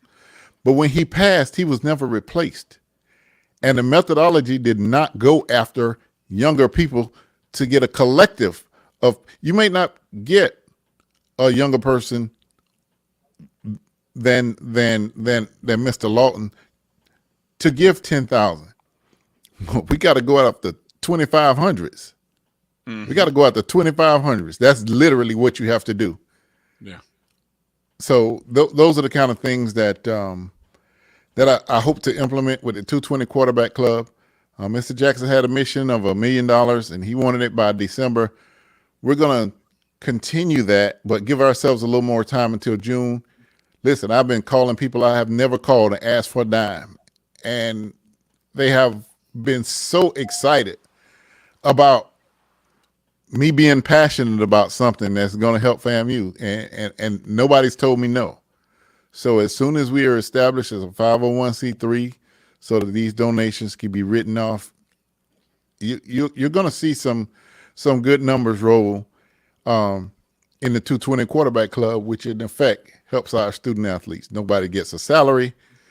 Like I joked today, if I get a banner made, then I just bought a banner. I've never been able to turn in a receipt and get a refund. So that's how we operate. That was a permanent banner I saw out there today, right? I looked up and I said, I kept looking. I said, is that digital or no? He actually got a banner. What? Every time Beard comes up, we have to put that one in the closet. When he comes back, put that one up. We actually rolled it up really neatly for when he comes back. But yeah, it's an interesting time for FAMU, but it's an opportunity. I've been to some practices that I really like what I'm seeing out of the football team, even with all the controversy surrounding men's basketball. I think he has some players. I expect improvement there. We know Coach Pressure is going to bring it this year. Golf has a young team, and we expect them to do well. Coach Jamie Shoup, it's every other year he championship. So we just know the baseball team is going to be good. He's done a phenomenal job there, and he's had some severe frustrations lately. And people like that, we have to. If especially all of the coaches, but our championship coaches, we got to pay special attention to get them back to they know what it takes to get to their championship level, and when they can't get what they need, they get frustrated. I like what Coach Cozy say. It's hard to win a game. Yeah. FAMU is a sport. We ain't lost a SWAC game, ain't lost in Bragg since whenever, so we kind of take it for granted at some point. But that's been because we as a Rattler Nation, as Willie Simmons continue to ask for things, okay, our next step is this. I just say he was a master. Our next step is this. We need a cooling chamber. The guys, we had too many people go to the hospital last year. Our next step is this. We need more nutrition so that our players don't lose weight. We need more assistance with our student athletes being able to go to summer school because we can get them ready. As those things happen, we saw the results. Yeah. He could not have done what he did at the end if those things were not in place. So we can't slack on those things at any point. We got to continue to support that nutrition, the cooling chamber, the summer school, that, supplement the coaches. Somehow we've got to get some money for our assistant coaches so we don't have the turnover that we do every year. And we've got to restructure in athletics. Athletics has to be absolutely restructured. Hold on. I'm glad you brought that. I'm glad you brought that up because and Kelvin, I want you to get in here too because I'm going to put up our sad list of names since 2000 that we've had to add another line. I've had to restructure the graphic to add in 2 names since the last time I showed this graphic back in 2022. Of course, this is our athletic rundown. I had to move a name from one column over to another to accommodate now the name Tiffany-Dawn Sykes down at the bottom. The last time I did this, Michael Smith, it was 2023. So now we have once again added Michael Smith in as the current athletic director. Of course, this is now the 4th time. Just in case anyone wanted to know, because I know it was out there. He said, well, how many times has Michael Smith been the interim AD? This is now the 4th time. Vaughn, in talking with Dr. Beard, and I had a chance to meet him, and he said something to me that I absolutely loved, that he recognizes, he said, and I think he may have said it at the 220 Club, we have this championship facility, meaning the Lawson Center, right? Which I butchered in the opening if anybody caught it. But anyway, we have to find a way to increase the revenue and increase the budget of our athletes. He recognizes that. And I got a goosebump hearing him talk about athletics and wanting to see athletics grow. How do we create a better system for FAMU? Kelvin talked about it. You've talked about it. You've worked in athletics. We all talk about the areas that we can improve and the things that happen and the things that don't happen, and there's head scratchers. Are we maybe finally coming to a point here with Dr. Beard, and I don't know who may come after him, where this thing might actually get right? Bryan, it's a simple answer, and it's a complex answer, and it's a word answer. It's money. When you lose I guess I need to qualify this, but I don't like to see any of our coaches leave. But Camise Patterson cut deep. Yeah. The reason Camise Patterson leaving cut so deep was because she was brought in under Wiggins. Mm-hmm. She had adapted to FAMU and was ingratiated into the FAMU way and added her touch to it this year, and that's where the success of the team came from. So it was an opportunity for us to graduate to the next level with softball, but she had the wherewithal to integrate some of the traditional things. And so having somebody who has that understanding and is a successful coach, that hurts to lose a person like that, because you don't want to keep bringing in outsiders and completely lose all of that culture that our softball, it's a strong culture in softball. Very, very strong. Mm-hmm. I cannot underscore how important and amazing Veronica Wiggins was with what she built and what those young ladies, whether they played for her 30 years ago or in her last season, how they have a connection, because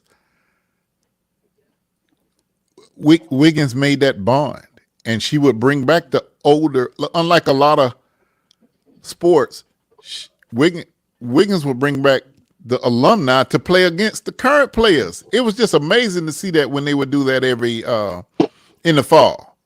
I mean, it's almost unheard of, but that's how we kept the traditions alive, is because the older softball athletes would annually meet the younger athletes. So it's not this person that I'm not familiar with, about a couple of years go along and they're familiar with these people. They're familiar with the older softball players, and that tradition is just something else. So we've got to stop losing coaches over crap. Let me say this. I'm going to say something y'all never heard before. Last year when Coach Jamie Shute was about to start the baseball season, he didn't have his baseballs in. Yeah, I heard this. A couple years ago, the golf team was in the was it in the PGA Works or something? We were down there, and it looked like they might be short on golf balls. So I happened to be there, and of course, me as an alum, what am I going to do? I went and bought the most expensive balls in America at the pro shop, because our golf team wasn't going to go out here and not have balls. But these little things are part of a bigger problem. How in the heck are you going to play a baseball game without baseballs? Mm-hmm. We've got to stop this stupidity and start, because the problem is you leave Jamie Shute shorthanded and somehow he goes ahead and win. That's what the problem is, that these coaches have been successful despite. Right, Saturday I talked to the volleyball coach. You know what he told me? They don't have a place to practice. They're practicing at the rec center right now. So what I'm trying to tell you is what absolutely has to happen in athletics is there have to be more resources coming in. We used to have an in-house fundraiser, and Campbell was talking about Angela Suggs. Angela used to raise money that came directly into us that we could use. Right now, I don't know what they're doing with radio, but we used to make money with our radio network. A lot of money with our radio network, and I don't understand why that has changed. But you were also on the #1 station in the area, so people in the barbershop are listening to it. Yeah. That's exposure. That's reach. Everybody's not going to jump online.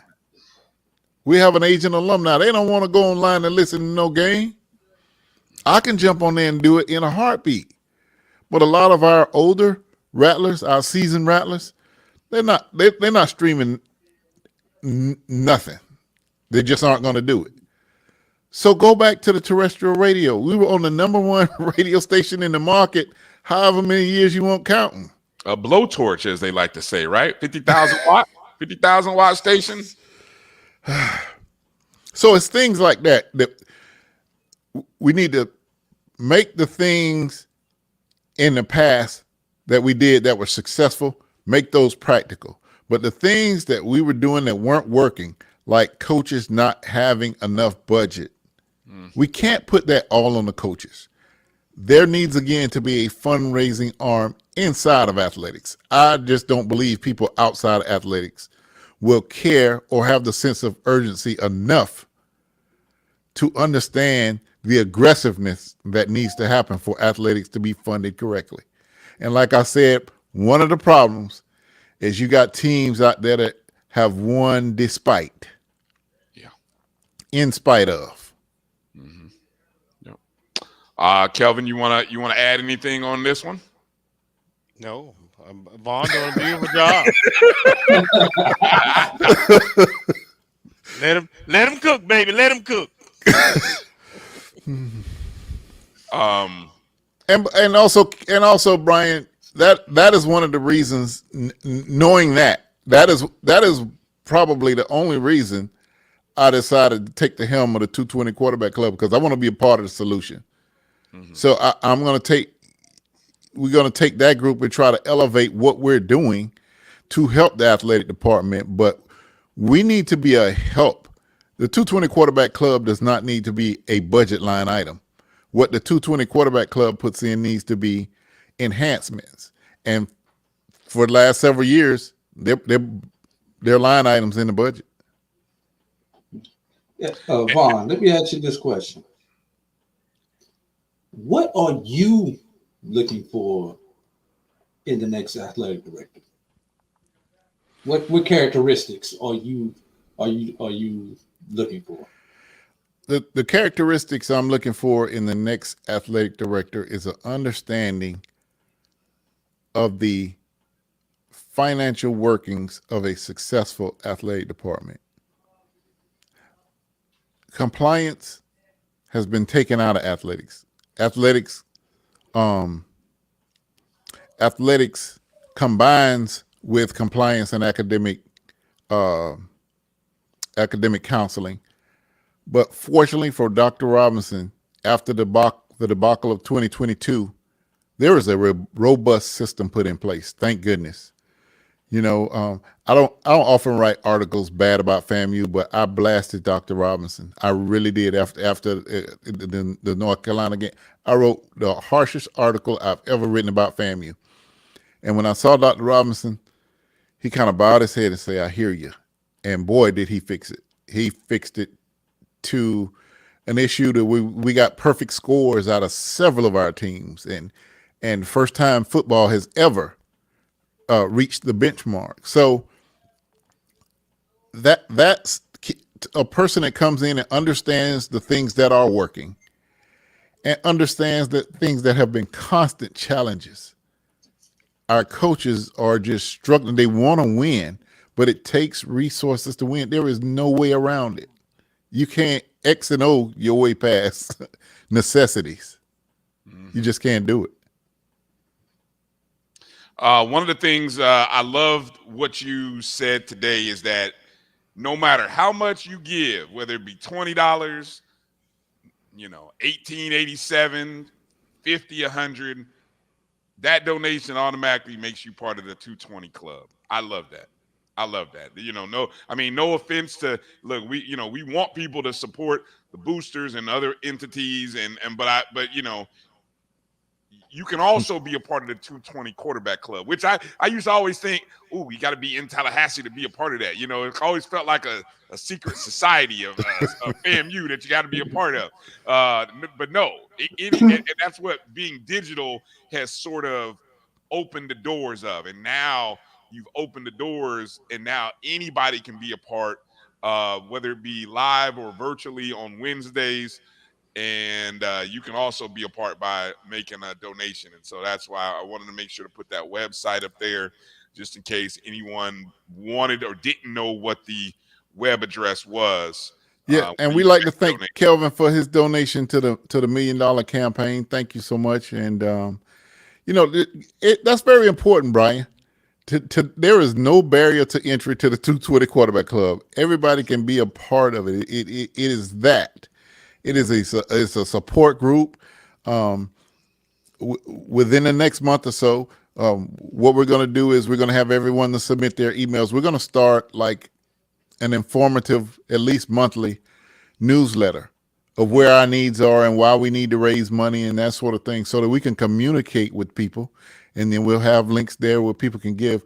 We have got to thank you, Kenya. It took 4 years to get that logo because they didn't like any logo I did before. Amazingly, we did the logo and they finally approved it. Right, Mr. Jackson approved it and Ms. Jackson approved it right before he passed. Then I was like, oh gosh. When we renamed it, then I had to bring in Charles Collins to figure out how to put Eddie Jackson's name on there. And we finally, the debut of it was on that sign behind Dr. Beard today. So, shameless plug, we're going to have some polo shirts and hats and those kind of things. So any member that want to proudly display that you're a part of the 220 Quarterback Club, you can help us raise some funds that way. But we have to turn over every stone. I hate to say it, but we got to have a PWI mentality when we're going behind funds. Amen. And that is an aggressive. That is I have to get every dollar in to make us better. And so the support has been amazing. You often wonder when you have a figure as big than Mr. Jackson, what are you going to do? The answer was we have to move forward. That was it. We can't do what Mr. Jackson did, but we have to move forward. And the response has been great. I had some of the seasoned Rattlers come up and say, we like your energy. We really want to follow and help to improve more. So that's the kind of thing that means more to you than anything. You don't become the president of 220 Quarterback Club for publicity, because your behind has to work. You got to work. It's not a passive position. It's going to take some organization, and like what I'm doing already, you got to get on the phone and call people and get your donations up. And we have got to raise this $1 million, and we've got to be innovative and make it easy for anybody to give. We haven't talked. We're 10 days away from the first game, and we're 9 days away from our first volleyball match. By the way, just in case you guys didn't know the calendar of things. And so I'd be remiss. I spotlighted a couple of questions here that came in regarding some things. And EA and Vaughn, please feel free to, I definitely want you to, any insights that you can provide. EA says there's no way that fall practice is almost over and we haven't used the practice field yet. What in the world? What is going on? That's Vaughn looked away. Hold on, you saw that? What the hell is going on out here? What the hell is going on out here? We haven't practiced yet. And it's very hard to explain this to people, okay? Because FAMU is an auxiliary, if I'm saying this correctly, Kelvin, plant operations, the football field does not fall under the normal scope of plant operations. Is that correct, Kelvin? It is not a E&G. It's an auxiliary lab. Yes. So that means either athletics has to make an arrangement with plant operations to compensate them for it, or have someone external to do it themselves. What I understand happened this year is the vendor that athletics chose was unable to fulfill that responsibility. But the season's coming. That was an opportunity for leadership to make an arrangement with plant operations. Look, until our vendor is able to to fulfill this responsibility, we need to make arrangements for you all to help us by cutting and lining this field, and we'll buy the paint and make that happen. You don't sit back 10 days before the first damn game and tell your football coach excuse after excuse why he can't. We have to give our coach. I'm getting excited because this goes back to what I said. We have to give our coaches everything they need to win. You can't take anything away. And there is a big difference in practicing on one field and two fields. It's a big difference for offense and defense from sharing a field and being able to have two consecutive 11 on 11s where top field is always offense, bottom field defense. It's simple as that. But you can't have two at one time in Bragg Stadium. And also, Vaughn, to that point, there's a lot more wear and tear on the bodies. Yes. When you practice on turf all the time. Yeah. Can I ask a stupid question?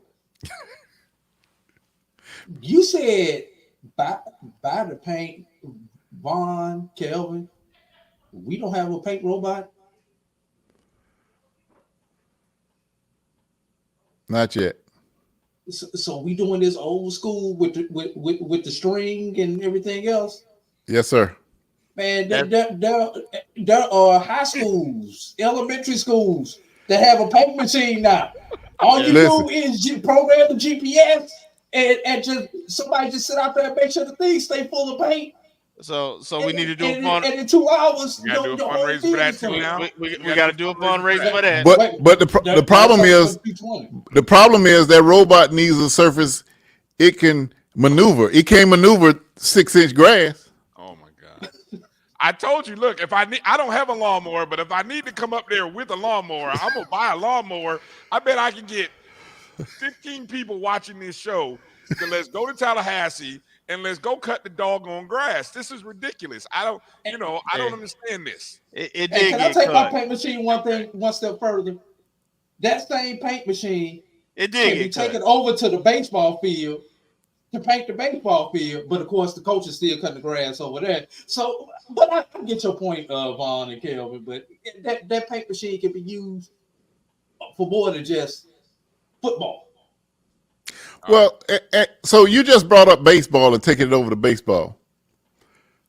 Since Jamie Shoup has been here,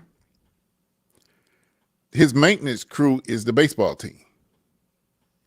So if they play a doubleheader, they play the game, and in between the game, while the other team is resting and eating peanut butter jelly sandwiches and hydrating, our team is out there raking the field, dragging the field, watering the field. Like a high school team. Most high schools don't do that now, I don't think. Okay. So we got to get like I say, there are basic necessities that if we're talking about moving forward, we got to stop accepting the things that we're doing now that are unacceptable. That's the first thing to do. We got to stop expecting Jamie Shoup to let his players be tired in the second game. I don't even know what our record is in the second games of doubleheaders. Because our players don't rest. They're out in the direct sunlight preparing the field. Whose responsibility does this fall under? As we stated, it is not plant operations because FAMU is an auxiliary, so it is the responsibility of the athletic department. But I'm gonna go there since you asked. Yeah, that's why I asked. So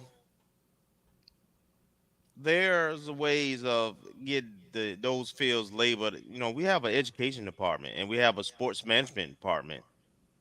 So there's ways of getting those locations labs if we actually tie them with certain programs and put some programming within those academics. You know, 1 hour class on field maintenance. So there are things that can be done, and things have been suggested, frankly, in the past. Say that again. Say that part again. Things have been done. I mean, this is nothing new. The things what Vaughn talking about, I'm going to peel scale back a little bit, Vaughn. Please. Go ahead. Please. The things that we're talking about, and It's been brought to the attention of administration, including the administration who no longer here. And I'm talking about the president. I'm talking about Larry. We just got to have leadership that's willing to act on things. Okay. Okay. And so let me. Go ahead, AD. Can I ask a question? What's the second name in our school's name? The second word? Agriculture. And we not figured out a way to tie this into horticulture or parks and rec maintenance or something along those lines, or programs that we should have, because we are first in agricultural school. Before we was anything else, we were agricultural school. I'm sorry. Go ahead, Bryan. And let me tell you how it can work. When we were in the MEAC, and when we were in the MEAC, and they gave us like a couple, maybe 3 months notice that, hey, your school is going to have to produce in-house your ESPN 3 broadcasts. Remember that. Mm-hmm. I happen to be the sports information director, and I thought exactly like Kelvin did. How am I going to get this equipment that we need? Athletics doesn't have it. So what I did was I partnered with SBI and journalism school, and I said, hey, I need your interns, I need your students, and I had to go through the paperwork process of becoming a fully established internship, which means I graded the students and everything. And when I did that, SBI was able to buy the equipment because their students were going to be working and learning on that equipment. So we were able to buy a complete broadcast system, and SBI students and journalism students ran the broadcast, which is why I had so many interns running around. Kelvin knows it was like a game, but that validated the investment. You just have to think about it and implement it. And what Kelvin is talking about with those fields and having some sort of class associated with it, at that point, investments from other places can be made into it. And let me tell you, the year that we beat University of Florida in baseball down there, and we went down there really early with the baseball team.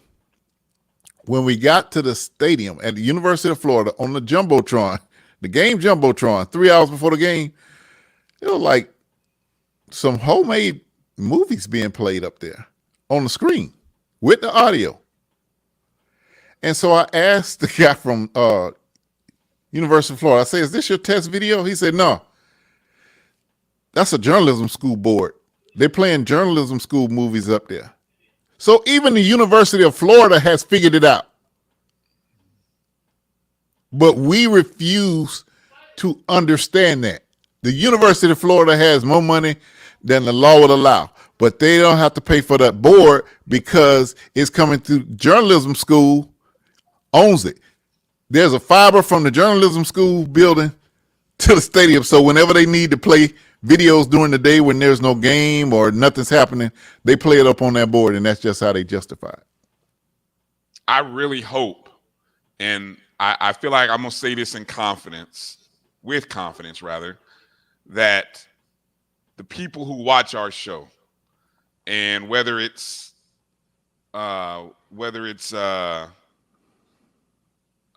Dr. Beard or anyone close to Dr. Beard, can point this out to him and let him know these things are possible. These things need to happen. I mean, we've got people who are making suggestions, realistic suggestions. I mean, these are not unrealistic expectations. If we want to move forward, it starts with little things like that. Little things like that need to start happening at FAMU and for FAMU Athletics. I've long felt like, hey, we've got a great inventory of product that would make, like you said, Vaughn, SBI students, journalism students, I mean, you guys are going to go off and work in all these major places, but right here in your backyard, you could be helping FAMU. and helping FAMU athletics. And the kids, Kelvin will tell you, they took such ownership in providing that service because they knew they were learning, and one day they hoped to be working somewhere doing those types of things. Man, it was the students are brilliant. You need that energy to keep you going. You need the energy from those students because they're innovative. And you talk about listening, I would listen to them because they had new and fresh ideas that I might not have thought about. So that's another thing. We've got to listen better. And we don't have to. We're also going to need a long-term strategy. We're going to have to consider the P3 athletic. We're going to have to do an athletic capital campaign that will include facilities and athletic facilities as well as endowed athletic scholarships, maybe head coach's salary and we have to put those in place. And those are just standard things. When we talk about fundraising, I totally agree with Vaughn. If you look at how the University of Florida athletic club is set up, they have a person who does nothing but fundraise for athletics. A dedicated resource. Athletic advancement is usually with a lot of them a title. Yeah. So I mean, there's as he indicated, we ain't got to reinvent the wheel. We just got to get in the car. Look, and you know what else? Let me tell y'all this. Y'all want to know how I learned how to quickly within the 90 days that the MEAC gave us to pull off the broadcast? Do you know how I figured it out? I went across to Florida State because Seminole Productions was a regional ESPN studio. Yeah. It got to the point where I would walk in and they would just say, "Oh, Joe is over there," because they knew I was looking for Joe for technology. "Oh, we switching out this board. Do y'all want this board?" You know what I'm saying? Don't be afraid to ask from people who know and people who are doing it right. They were doing it right over there, and that helped us in our broadcast to the point where when we had the weekly MEAC meetings and they were blasting, I'm not going to call their names, but schools who could never figure it out and get it right, they would literally lead off the meeting with FAMU and say, "Hey, on your thing, you had the FAMU team on your lead-in graphic, you had FAMU first and then Norfolk State. But you already got to put Norfolk first and the home team second. All right, thank you. You good for the broadcast meeting." We would get off because we had learned the right way. Meanwhile, that call was 2 or 3 hours as they were talking to the other people. So it's easy to learn and more efficient to learn from somebody that's doing it right. And schools like Florida State, Florida, Miami, they will not hesitate to tell you. When I was sports information, our roster cards in the press box, I love the University of Miami so much. I asked them who made it, and they sent me the template. Hey. So all I had to do was drop FAMU logos in and drop our lineups in there. People will tell you that are doing it right how to do it. They will. You just have to be willing to listen. Yeah. And in the sports information industry, which I spent time in, because we all know how hard it is and how much work you have to do and how little time that you have to do it. We always share stuff, back when we used a stat crew. I mean, it was like, "Oh, is that how you do it so quick in stat crew?" And you learn that little shortcut key and boom, boom, boom. Now we got something else going with the stats and just different stuff like that. So you're right. Sometimes all you gotta do is open your mouth or just be in a room full of other people. Because when I was working at Athletic Communications, whenever I visited somebody else's school as the role SID, I guarantee you I always picked up something, good or bad. I always picked up something when I was in somebody else's presence. Yeah. Let me run through a few questions from the chats before we, get while we got Vaughn for, Vaughn, I know you've been grinding it out, so I don't want to keep you here I'm good. I got my coffee. I'm good. Oh, look at you. All right. A few questions that I'm gonna come across here. Just in case anybody has, I invited Michael Smith to come on the show. He wasn't available. I haven't replied, but maybe if we can get the message to Michael Smith to bring the cannon back.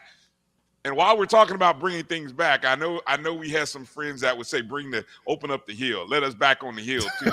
I think we Hey, and add one more thing. Bring Sterling back. Right.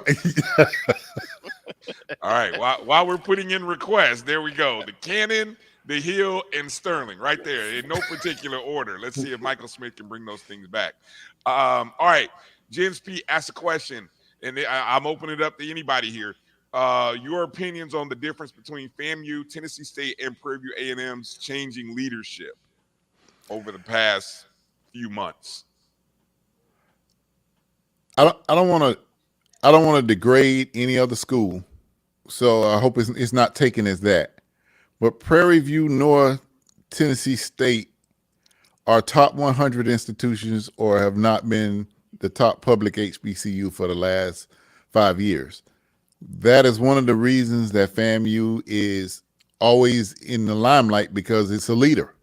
It's doing what other HBCUs aren't. So that's why there's more of an emphasis. You couldn't tell me what's going on with Tennessee State and Prairie View A&M coaches, searches, or anything. And like I say, I'm not degrading those schools. It's just the academic profile matched with the athletic profile of those institutions do not compare to FAMU. Good stuff. Kelvin, Drew, any thoughts, opinion, or? Well, state of Tennessee. I real quick, Drew. I don't know much about Prairie View other than they're making a change. But Tennessee State, of course, the governor pretty much got rid of the whole board, and what he did is sign all people who were Tennessee State grads to the board. And the person they chose to come in as the interim has an HBCU background. So hopefully the changes that are happening, even though it was unsavory, hopefully the end result will be similar to what we're looking for, that things will be better. Drew, you want to add anything here? Difference, it's real simple for me. The difference, this one is personal. I looked at the other ones, but damn it, this one is personal. That's the difference. All right. Now, Vaughn, I got one from Larry Sargent here. Not to shy away, and I know you won't shy away from any questions, because I know I had to get on somebody who came at you, but so I'm gonna let you respond to this one from Larry. Larry has a thought or a belief here, and asked a question about why there seems to be a belief that some folks at game day talk about FAMU not liking women in leadership. Well, I just left filming a video for Angela Suggs for accepting an award. I worked with her a long time, know her as a very high-level professional. So you just can't categorize everybody in the boat. We're all individuals. We all have different things to say on this show. And so one thing about HBCU Game Day is we don't suppress a person's, when you have the opportunity to express their opinion, we allow that. I will say this. The individual you're talking about has known the AD for a while, even before they came to FAMU. So I actually respect him for, if you riding with somebody, ride with them. You know what I'm saying? If I'm riding with you, if I'm rocking with you, I'm rocking with you. So that is why I have no problem with an individual in that vein. But it doesn't represent HBCU Game Day. It represents that individual. Mm-hmm. Great point. Great point. Another one for everybody from JT. whoever, whether it be Michael Smith or the next AD, do you give the AD full autonomy of the athletic budget? It's my understanding that that has not been the place. The athletic director does not have the athletic budget. Is it time that we get to that point, or should another system be created other than the one that we currently have? I see a lot of head shaking and a head nodding there. You have, if somebody's going to be responsible for something and they're not in control of it, then how can you blame them for what happens? I just feel that we've had some athletic directors that should have had autonomy and we would be in better position. I keep saying it. I think Milton Overton was one of the smartest people to sit in that chair. Absolutely. If he had full autonomy and didn't have to bargain at all times for resources that were already supposed to be his and those type things, he would have been more successful at FAMU. So it's, I think once you choose the person that you believe to be the leader, give them autonomy, but give them oversight as well. Monthly, Overton was able to tell each coach, okay, your budget started out as this, you've spent this much, you have this much left. That same scenario, if the university can come in and give autonomy, but also have those monthly meetings. Okay, well, it's your budget, but you're down to this. And so there's some checks and balances on it so that someone doesn't do something ridiculous, but I think they need autonomy. Yeah, Edwin beat me to my quote that I was going to say. Old Bill Parcells, if you want me to cook the dinner, let me buy the groceries. Let me just add one statement to what what Vaughn said. Auxiliary has control of their own budget. All the other auxiliaries. You're right. Why is the athletic different?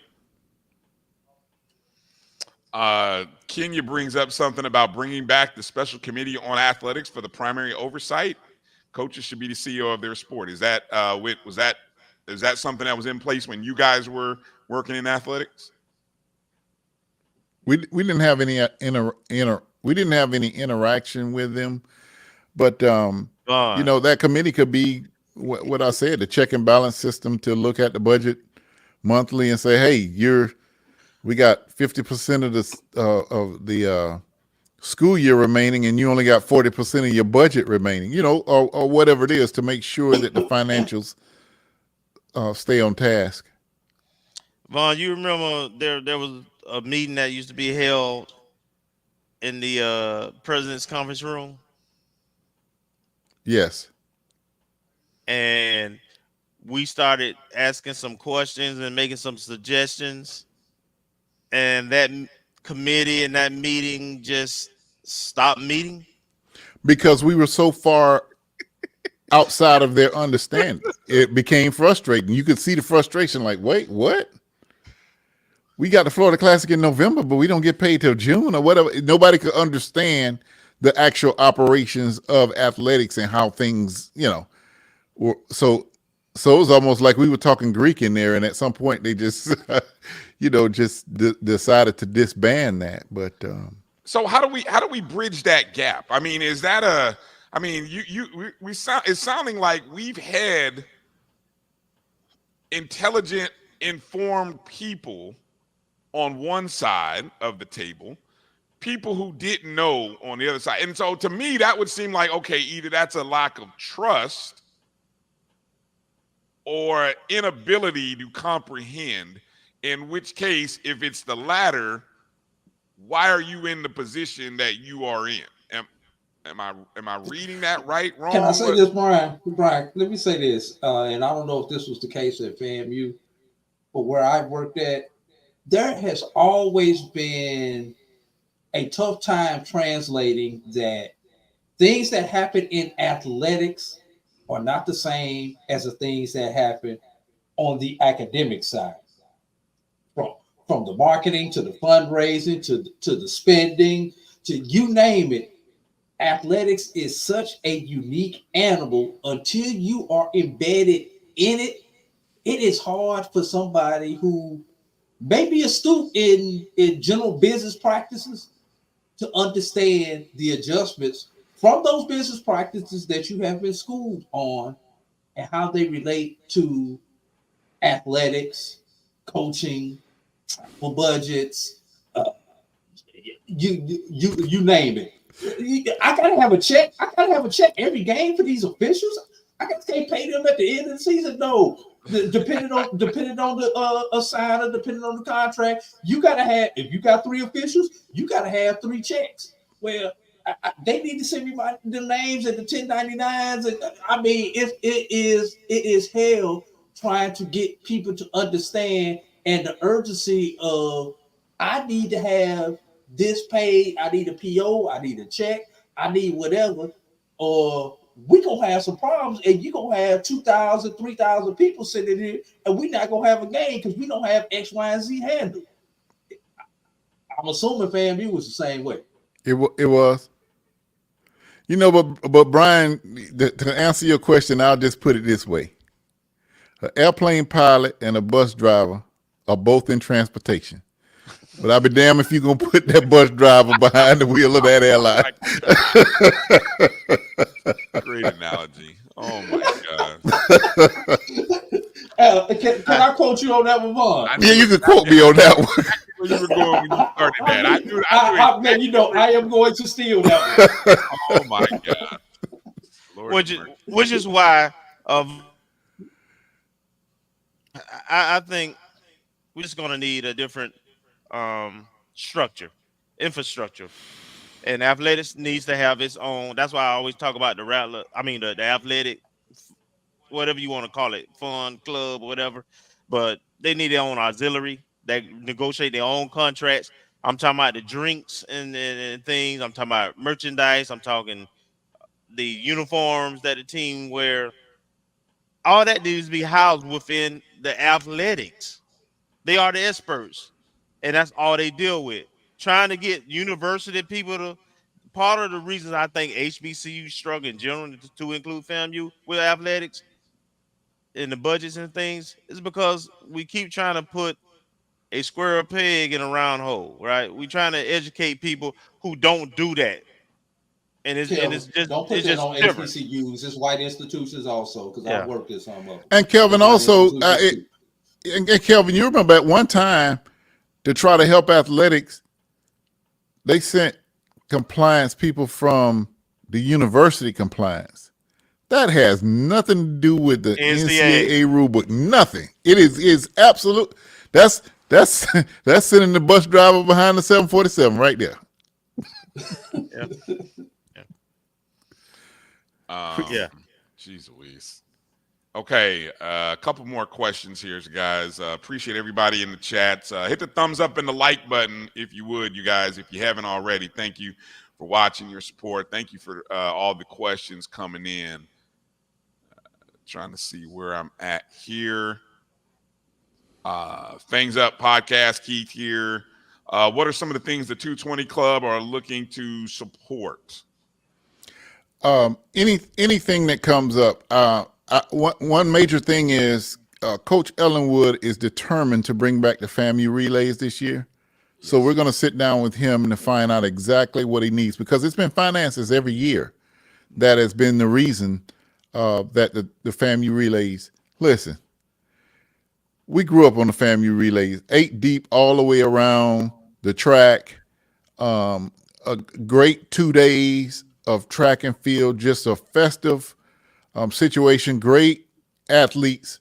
We've got to bring back the FAMU relays, because FAMU relays was a point of pride, not only at FAMU, but the whole community, because the Southside kids would be able to come and see. And, during Darlene's tenure, she even brought back high school athletes competing on Friday. In order to get FAMU back in the public scope of the way that it was, that it used to use the FAMU relays which was also the spring sports carnival when they would have all of they would have baseball, softball, tennis. They would have everybody in the spring playing that weekend, and you could literally go from field to field.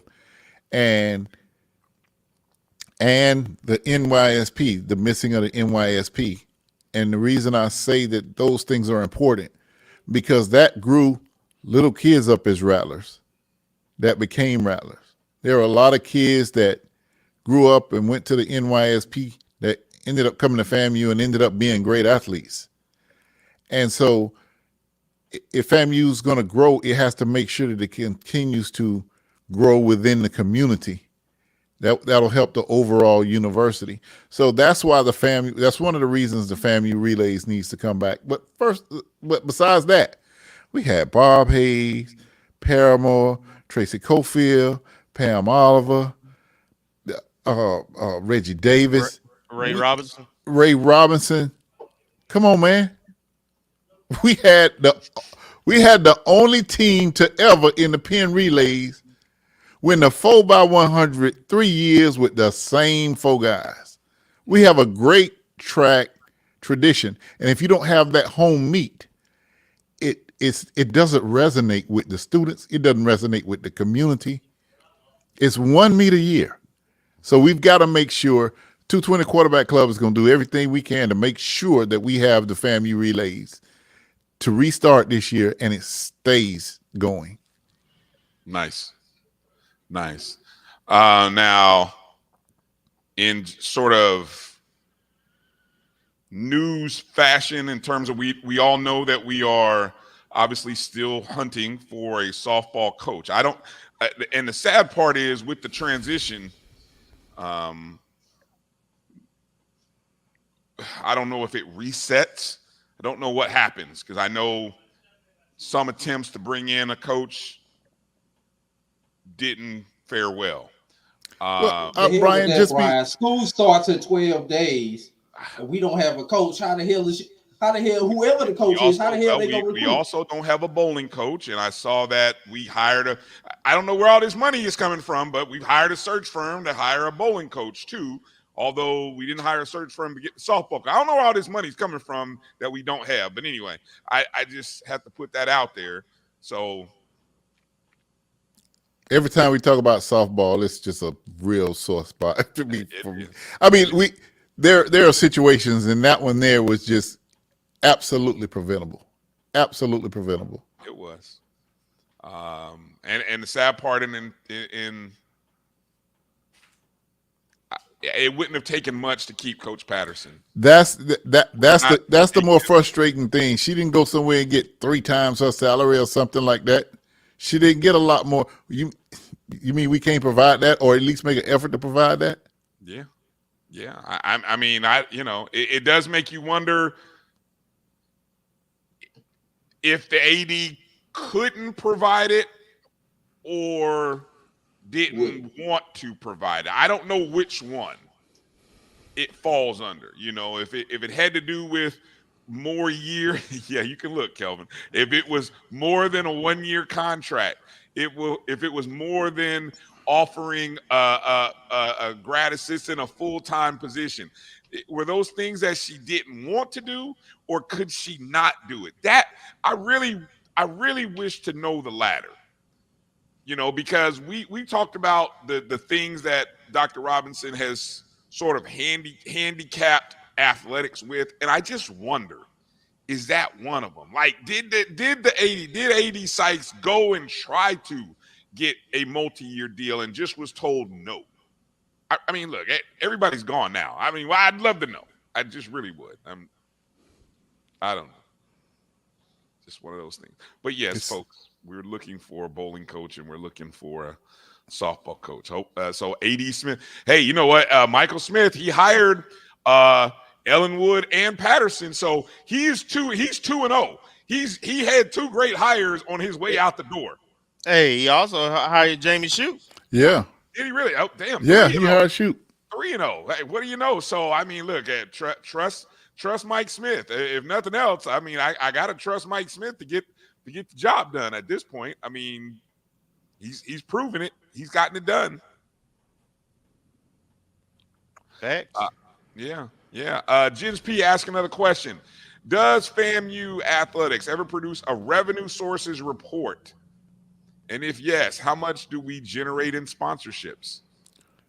They present it to they have to present it to the board of trustees. But I don't think I don't know how often it is. But revenue sources reports are going to be down for the last few years. When you're talking about generated within the athletic department, if you're talking about advertising,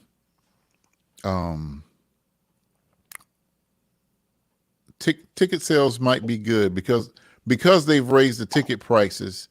It will appear to generate more revenue, but obviously, the cost of each security officer that you have to have at each gate, and people taking tickets and those types of things have gone up. But the numbers from ticket revenue should be up. I'm sure advertising and sales, just looking at it, you're not even broadcasting on radio, so you're losing all of that revenue. And I don't quite know how the revenue share is with the yes, and we have lost some major sponsors. Exactly right. We've lost some major sponsors, Maybe and they'll come back now. I hope. We hope. And so they do generate a report, and it should be public record acknowledgeable because they have to submit it to the board of trustees. So I would imagine on the board of trustees, they will, on the university site, when they show the meeting, they put the documents there for you to download as a PDF. So that would be probably immediately where you will find those reports.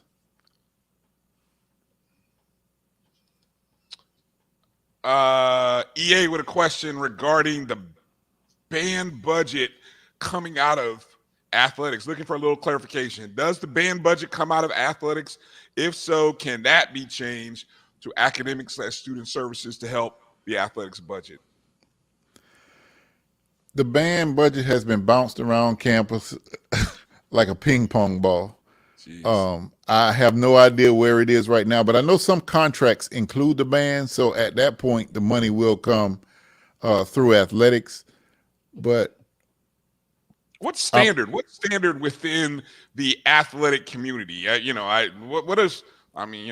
know some people hate when we do this, but what does Florida State do? What does Florida do? What is UCF? What happens at those state institutions with their band? I know Texas Southern, the athletic director, I think he's the only one who the band actually falls up under the auspices of the athletic director at Texas Southern. I think that's the only HBCU like that. So I'm gonna answer this question a little bit. The devil's in the details. The contracts generally with football guarantee games are $50,000, so that's a turnaround trip for the band. If you want to, do a 2-night and the things that how our band travels with the size they are, it's not going to be covered with the guarantees from the guarantee game. Now the classics, they do have a budget for band travel and accommodations, but in terms of how when they move and the university has to pay for it, as Vaughn indicated, they pull the resources from a lot of places, auxiliary funded, and yes, that auxiliary funded can come from in auxiliary housing or athletics included.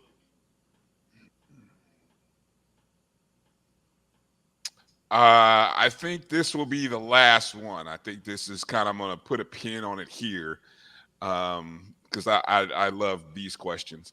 Vaughn, you think we can get back in the OBC, the Orange Blossom Classic, now that South Carolina State had to reschedule our 2025 matchup? I love the Orange Blossom Classic. Restarting it, and the Orange Blossom Classic is just not right without FAMU. I mean, it just makes no sense. FAMU needs the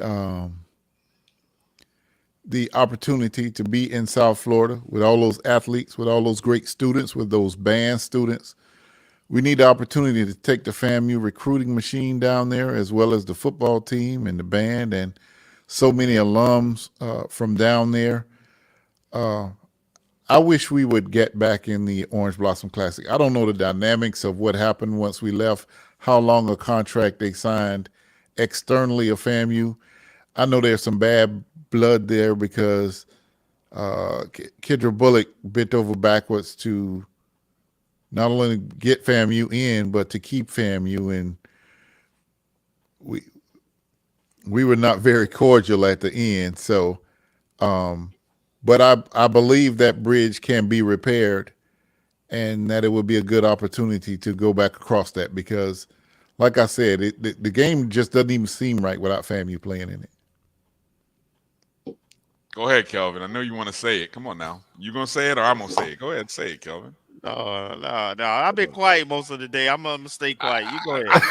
Oh, my! Look, Kelvin wants to be quiet. Unbelievable. All right. Well, I think it'll be back sooner than later. Put it like that. That's the most I'll say. I think there's an opportunity for it to come back. So we'll wish them well, though. I know we're planning on being down there, even though FAMU won't be playing in it, and so just for the survival of the event, I want it to do well down in South Florida, and then it just kind of sets it up. Hopefully, when we can come back, next year, whatever, that it makes it enticing. So, all right, Vaughn, you want to share any thoughts from 220 Club as it relates to football before we wrap it up with you? Obviously, again, 10 days away. I thought I pulled some interesting nuggets from Coach Burris in his. Isn't he sharp? Hey, I thought that might have been the first time that we've heard from Burris, if I'm not mistaken, outside of maybe some post-game stuff, videos that you and the other folks who were there for practices. But I think that was his. Was that his? No, that was his second time there. But he Coach basically just introduced him. That was his first time actually being able to address the 220 Quarterback Club. And my first thought was, man, this guy needs to be on TV. I mean, he was articulate and his diction of football terms. He was just great to listen to. Very knowledgeable, very personable guy. Got a future, doesn't it sound like he's got a future somewhere? Yeah, he does. I hope we can keep him for a long time, but I just he just seems like a bigger than life voice. I know the quarterbacks, his reputation as both a player and a coach in Canadian League. We're lucky to have him. Yeah. And I've watched him work with our quarterbacks, and they're getting some good training. Let me tell you, when I go to practice, I am very impressed. First off, I'm 6'3.5", but when I walk by that offensive line, I can't see nothing. I can't see nothing. Wide over, under. Those jokers are big, and it's like a herd. Yeah. And so to me, the quarterback battle, to me, is important and it ain't important because I really think this year is smash mouth football time. That's in my opinion. You got some good sized backs, and with that line, them defensive linemen will be running from our offensive line by the third quarter. Yeah. If I heard the comment from Coach Burris when he talked about a top four, he mentioned, of course, Daniel Richardson, Junior Muratovic, redshirt sophomore Bryson Martin, who transferred from Miami, and redshirt junior Austin Hooker, who transferred from A&T. Did I heard that correct? Top 4 right there. I think he had Hooker and the guy from Miami reverse. Martin. Okay, so Hooker 3, Martin 4, huh? Let me tell you, technique and mechanics, that Hooker kid is special, man. He has some mechanics out of this world. So while it looks like the races between Junior and Daniel, and they have been literally going back and forth, it's gonna be interesting where Hooker, because he's learning the system now, and that joker will take off, but he's got some great quarterback mechanics. So we'll see. Like I said, we've got a great quarterback room. So we got a great tight end room and a great offensive line room, and great. Should be a pretty good offense. And listen, sound like we got a good house. That Westmoreland, every time Coach Cosley don't realize it, every time he's come there, he's talked about this kid. So I can't wait to see him play. So go ahead and throw your hat in the ring. Who's your QB1? Who's your guest starting week 1, Vaughn? Come on, you probably see more of these guys than anybody here on this panel right now. Since it's so close and neck, and see, I've never been a coach and I'm not good, and so I know my lane. So I'm just making an assessment.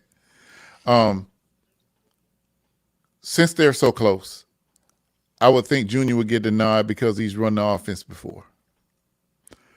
But I just know the leash is short because you have a player that can bring something different to the game. So that's my very sorry analysis that I think Junior will get the lead. That's all I can think of, that because they're so even. And Junior does have a little bit better understanding of the offense and the personnel. But Daniel Richardson is special. He really is special as well. He's not giving any opinion there, Edwin. You're not going to get kicked out of practice, I promise. Kelvin, you care to share publicly your opinion? I know we talked about it on Saturday. Yeah, I think the team's out there practicing now. Nice. But I'm gonna go opposite of Vaughn, and I'm there's no inside information. Ain't nobody told me nothing from practice. But I think the production of Richardson and the experience he has starting is going to give him the edge if it's even. I mean, he's got more tools in his toolbox. He can take off running, and he has done that during practice. He gives you a little bit more leeway. Yeah, I'm Drew. I don't know. Do you have, before I say mine? Do you have you been paying attention enough to throw a penny in one of those buckets? See, Gerald threw his 2 cents in. He says he knows nothing. Yeah, I wasn't gonna ask Gerald because I don't want to get his credentials stripped. So. But correct me if I'm wrong. Richardson only has 1 year of eligibility left, correct? Yes. Yes. Okay. You don't bring Richardson in with 1 year of eligibility if you don't plan on starting him. Right. That's just from the outside looking in. I'm of that same mindset as well. Kind of just my thought. I think Richardson has the numbers and the experience. That's the part that excites me. The fact that he has the experience under him. And again, for me, the opportunity I thought that Muratovic had against still Lincoln, California, I can't get that out of my head. It wasn't as dominating as it should have been. And so,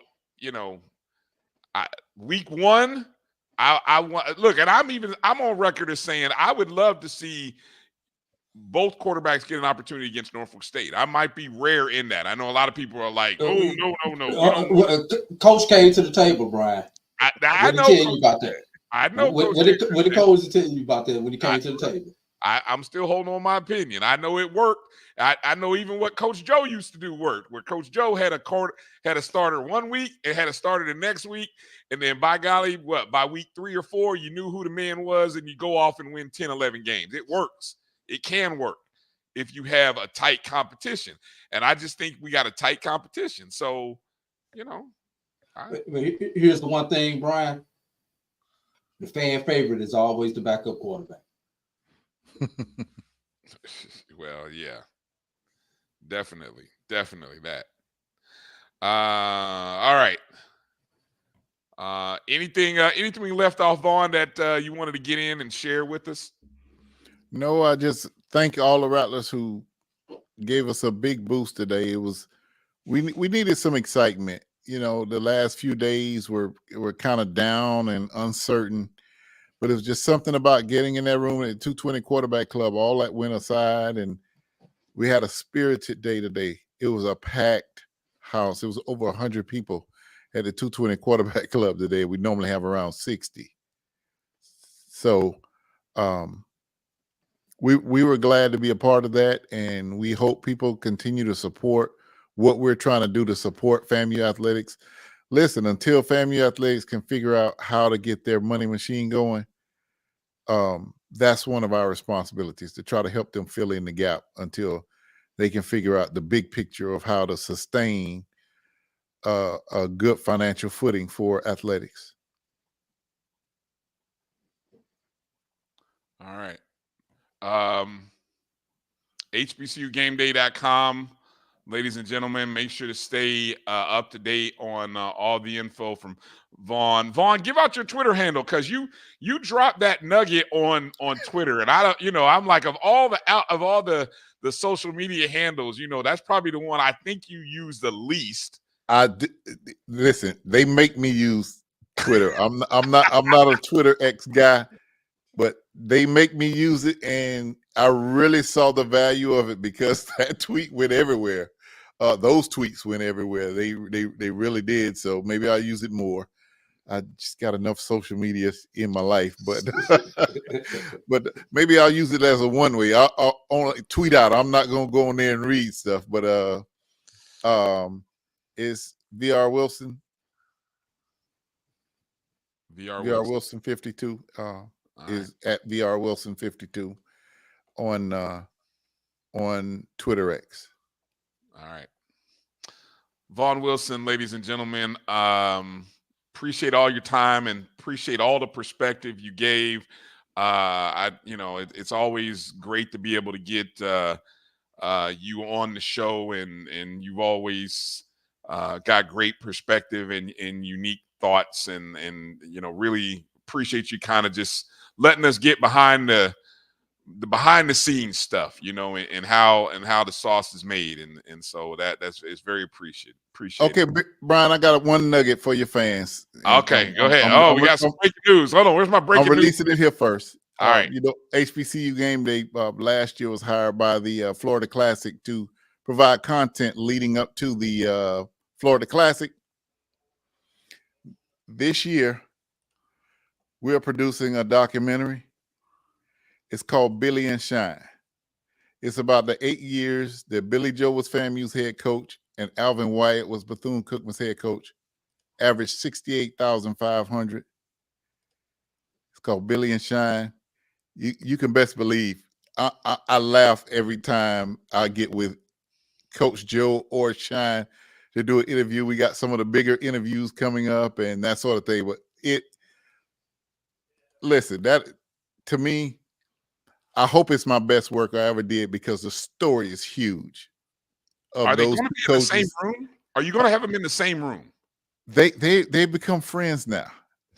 They've gotten past the silly Joe and all. That's a whole story within itself. But it's always great to see. Listen, I sit there with Coach Joe, and we can sit and record an hour worth of stuff And then I'm still sitting there 3 hours later, and I'm like, why did I ever turn the camera off? You know, he's amazing to talk to. Wyatt is a fun guy, man. He's still just as fun and as he's ever been. So I think to bring that together, and there's something that happened in that series that nobody knows what happened, but we're gonna reveal it in this documentary. Uh-oh. When is that coming out? We're probably gonna do a mid-October release of that. Vaughn, you should have made Shine put on one of them shelves, linen suit. I tried to get him to give me one of them belt buckles.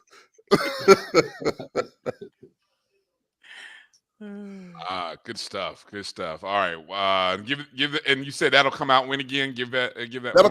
That'll come out probably mid-October, leading right into. We'll have more content on the road to the Florida Classic before that.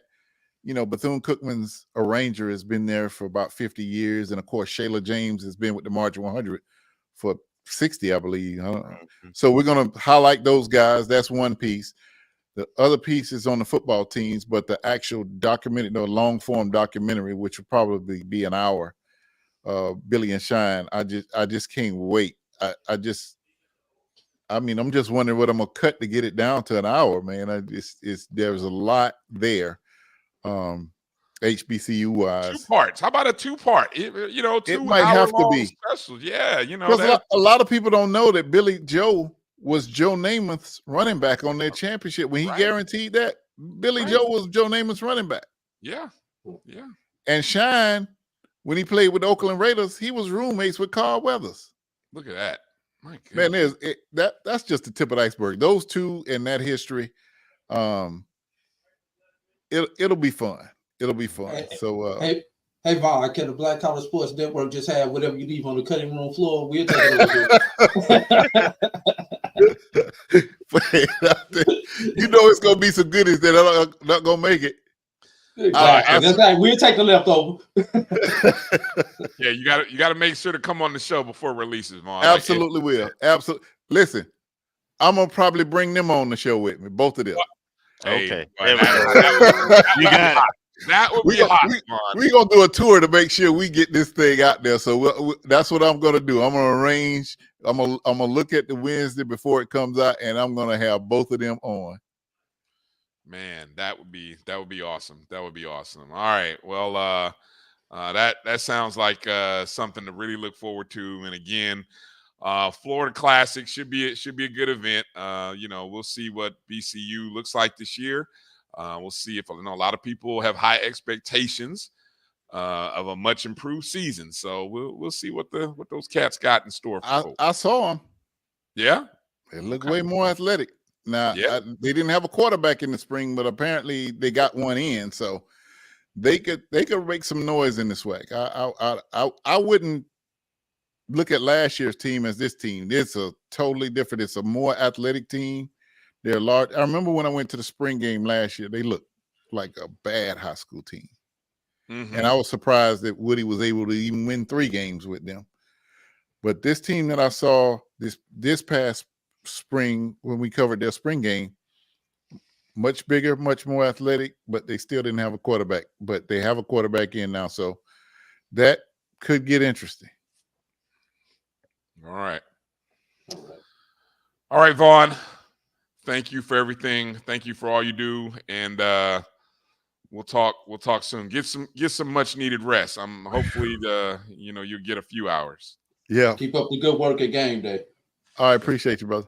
All right, Vaughn Wilson, ladies and gentlemen. Make sure to hit him up on social. Make sure to follow HBCUGameDay.com. Whether you're watching or reading the content, it's much appreciated.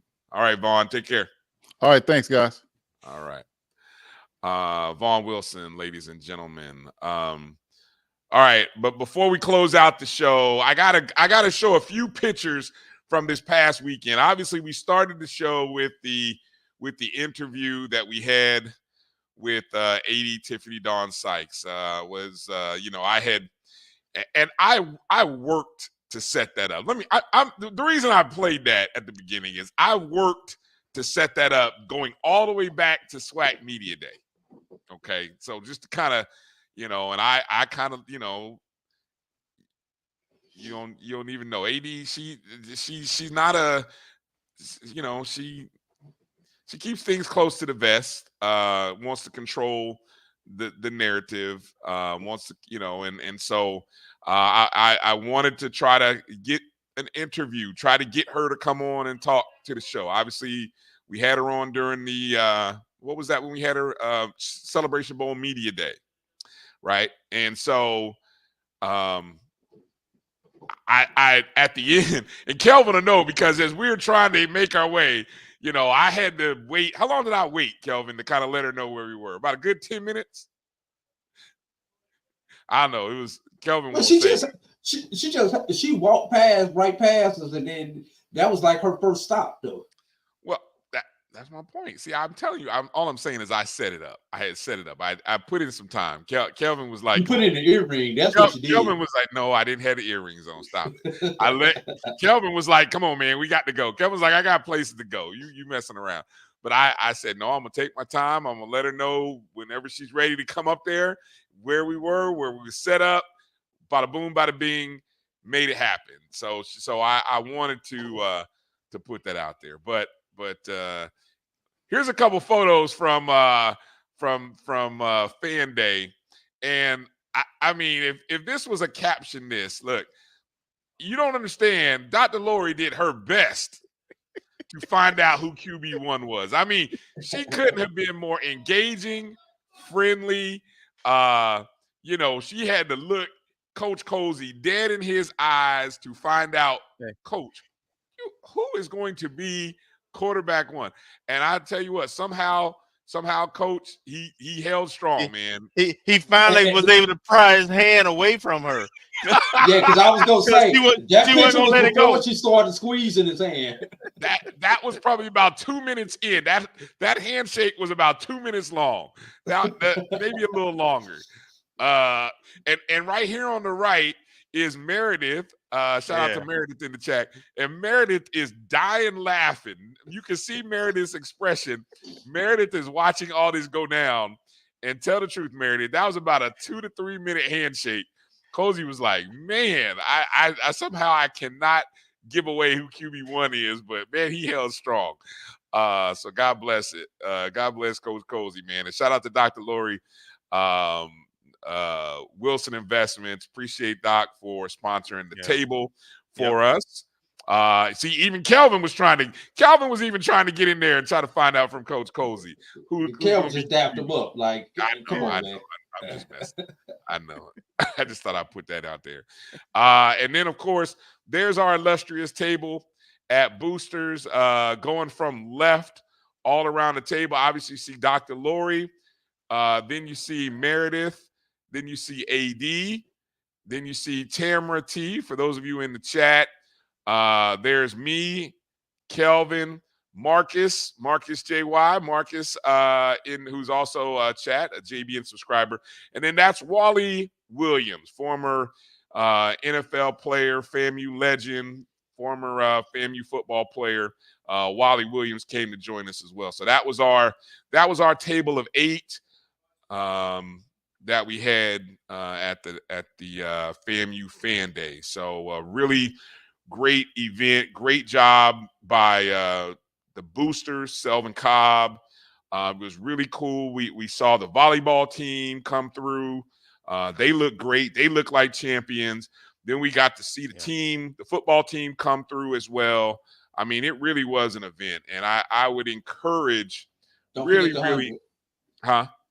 forget the section leaders of the 100.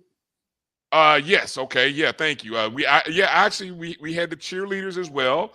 We had the 100 section leaders for the 100 that were there.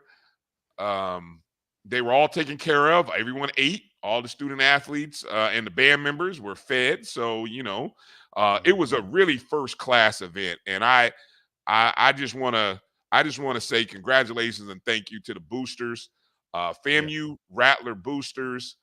I want to still encourage you guys to go and you can you can become a member of the Booster Club. But hopefully everybody who was in that building is a booster. And if everybody, besides just buying the tables, if everybody who was in the building is a Booster Club member, that money will go a long way. It'll do a lot of great things for FAMU athletics. So, yeah. You got Kelvin, want to add anything there? Or Drew, want to add anything? Go ahead, Drew.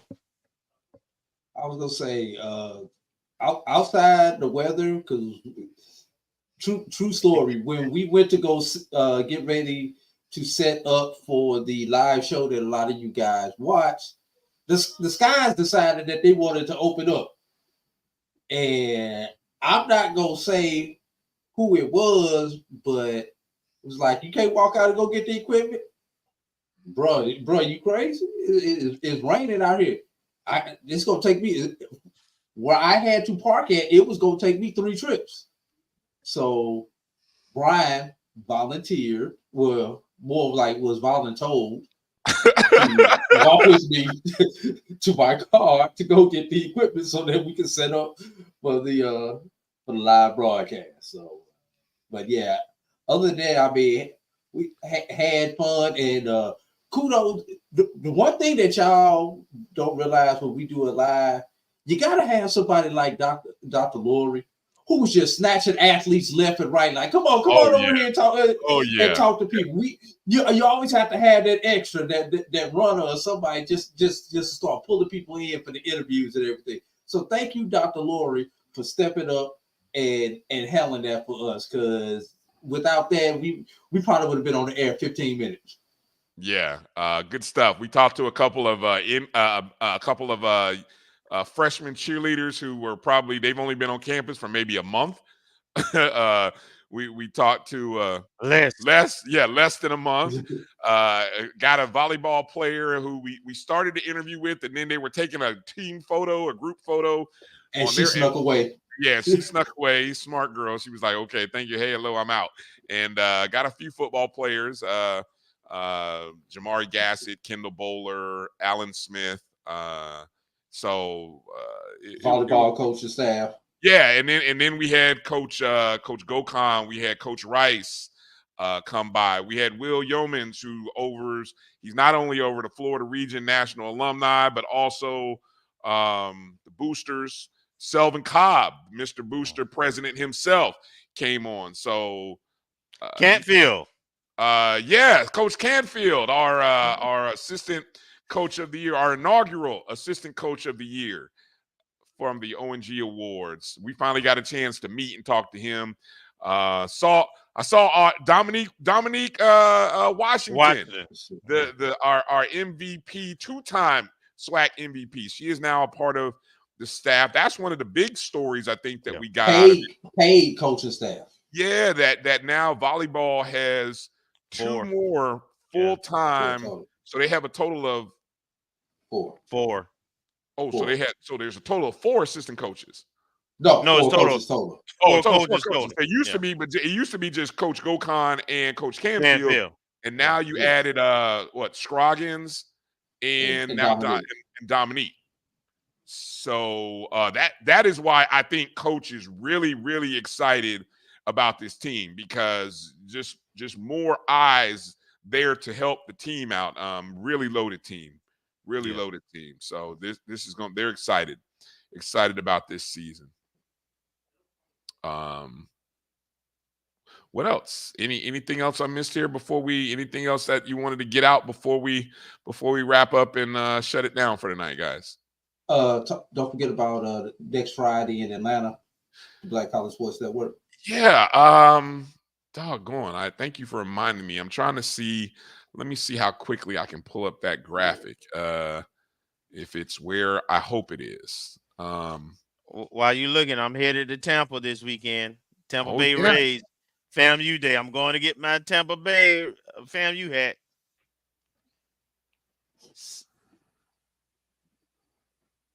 Okay.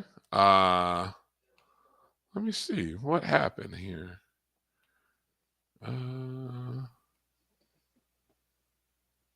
Okay, I have to take a look at why for folks who might have been watching us on our Facebook feed, our O&G feed. I don't know, something happened there, but we were still streaming in another site. I don't know what happened.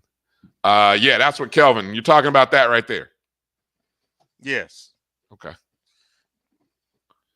So that's happening this weekend. Still an opportunity. I think you guys have until tomorrow.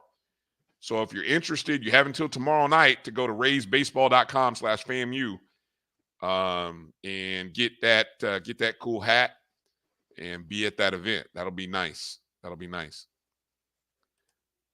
And I did talk to Mike Reed today, and he told me we're down to maybe the last handful, 2 handfuls of tickets for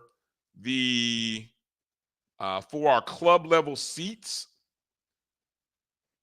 at next. Look here, it's funny saying this, guys. Next Saturday's MEAC SWAC Challenge, literally next Saturday, 10 days away from the opening of the season. Club level seats, $79. Use the code StrikeZone. Use the code StrikeZone. Jen, what's sold out? Jen said it's sold out. Is the game sold out? Maybe talking about the allotment of tickets. No, the Rays never sell out. So the game wait a is minute. definitely not. So wait a minute, Jen, you gotta tell me, what are we talking about? What we're talking about right now, or are we talking? Well, okay, so maybe the Rays tickets are sold out. So I don't know. Maybe we'll get some more clarification on that. The FAMU allotment for the MEAC SWAC Challenge. Oh, hell, there's plenty of Norfolk State seats left. Just go sit on their side. Yeah, the section is right there. Now, that side is the Norfolk State side, quote unquote. But anyway, the club level seats that are available for $79 are right there in that section. So shaded area, $79 again. $79, justlookingout.com. Use the code StrikeZone at checkout. And just to clarify, the Tampa Bay game. Yeah. The Tampa Bay game is what is the allotment of tickets with the hat is what he's talking about. Man. Okay. Yikes. Okay. And 80 Drew, one more reminder here. We got the flyer up. Okay. Next Friday. Again, this is coming up soon. Next Friday. Come join us. The BCSN Game Time pre-show, pre-game, pre-live at Bullpen Ribs and Barbecue. So not only will Drew and I will be there, the Black College Sports Network team of folks will be there 4 p.m. to 7 o'clock. Now, this is a very convenient location. I don't know how I can really explain this any better, but Pollard Boulevard is the street that is right directly next to the stadium, right between the interstate and the stadium. So literally, if you're coming off of the interstate heading towards the stadium, that first street is Pollard Boulevard, and you head, I guess that would be south, away from the old Hank Aaron Braves Stadium. Not even a half mile. It's still like literally from the parking lot of Bullpen Ribs and Barbecue, you can see the side of Center Park Stadium. So you could not have asked for a more convenient location to have a tailgate. We will be there from 4 to 7 p.m. The food is good. The atmosphere will be great. We're definitely going to do a pre-show from that. So before you go, party in some other locations, come over to Bullpen Ribs and Barbecue. If you are following us on social media, we've been posting out some notifications on our Facebook handles and things like that. So please make a point to come join us. Yeah? Yeah. Well, come join y'all. I won't be there Friday night. I'll be at the FAMU volleyball game Friday night. Oh, okay. All right. Well, we'll see you Saturday, though. Yes. All right. Good stuff. I think that's going to do it for tonight, guys. Again, maybe catch us on Sunday. Drew put together a great timeline of just the past 2 years for AD Sykes. If you're interested and curious of what that looks like, come join us on Sunday and see what that is. But I'll give you a chance. Any final words, Drew, as we close up tonight? I just want us to get our likes up. Hit the thumbs up, please. Hit the thumbs up. Hit the like button, folks. Please go ahead and hit the thumbs up and the like button. Kelvin, final words. Volleyball and football season and track cross country starts. Well, football and volleyball start next week. I think cross country is still 2 weeks out. But it's time, baby. Cross country starts after the holiday. Yeah. It's a couple of weeks out. But it's time, baby. It's time for the champs. We returning, baby. Next week is all about football and volleyball next week, baby. Yeah, we'll definitely spend a lot of time on next week's show, preseason volleyball, preseason football conversation, and things of that nature. So we'll see. Who knows? We're still out there working to try to set up some future shows. Not only get Coach Smith on, or AD Smith now. Also, we've been talking to Coach Creary. Hopefully, we'll have him on before the basketball media days. Talked to Coach Gordon. She's eager and ready to come on the show before heading to SWAC media days. She's excited about her team. So we got some coaches that we want to definitely bring on the show, and so we'll be doing that as well in the upcoming week. So you guys stay tuned. I will just close by saying to my Spartan sister, thank you. I know it was good for a short time, not a long time, and I wish AD Sykes all the best in her future endeavors. And I know she'll grow, and she'll be this will just be an experience that'll make her better at wherever she goes from here. So thank you for your time. EA, be quiet. Don't put that up there. Don't. That was cool. Great one, though. Don't put that up there. Take that down. I'm gonna EA. You so messy. You're so messy. All right, that's gonna do it for tonight's show. I'm gonna keep my Twitter profile picture of me and AD Sykes. I ain't getting rid of that just yet. We were at our best on that day. That's all I'm gonna say. So I'm gonna just hold on to that photo. Memories. All right, guys, that's gonna do it. Things up. Be strong. Thanks again to Mr. Campbell, Mr. Steve Campbell. Thanks again to Vaughn Wilson, HBCU Game Day. Go check out their content and always continue to support the family. Tomorrow night, I think Fangs Up podcast, Keith will be running tomorrow night. So make sure to check that out. Always be a part of the FAMU Rattler Boosters if you can, when you can. And also make sure to go check out fangexchange.com. A lot of opportunities, a lot of places for you to go and support and be a part of FAMU. And you don't have to, if you don't have a lot, even a little. Every little bit helps. Every little bit helps. So, for Marcus Green, who's not here, we're thinking about you, buddy. Hopefully, we will see you next week. For AD Drew and Kelvin Rozier, I'm Bryan Fulford. Thank you for watching the O&G StrikeZone right here on the Black College Sports Network. Make sure to share the show with your family and go check out the BCSN Pod Zone everywhere you listen and download the podcast. BCSN Pod Zone. That's going to do it for tonight, guys. Be well. Peace out. Travel light. We'll holler. Thank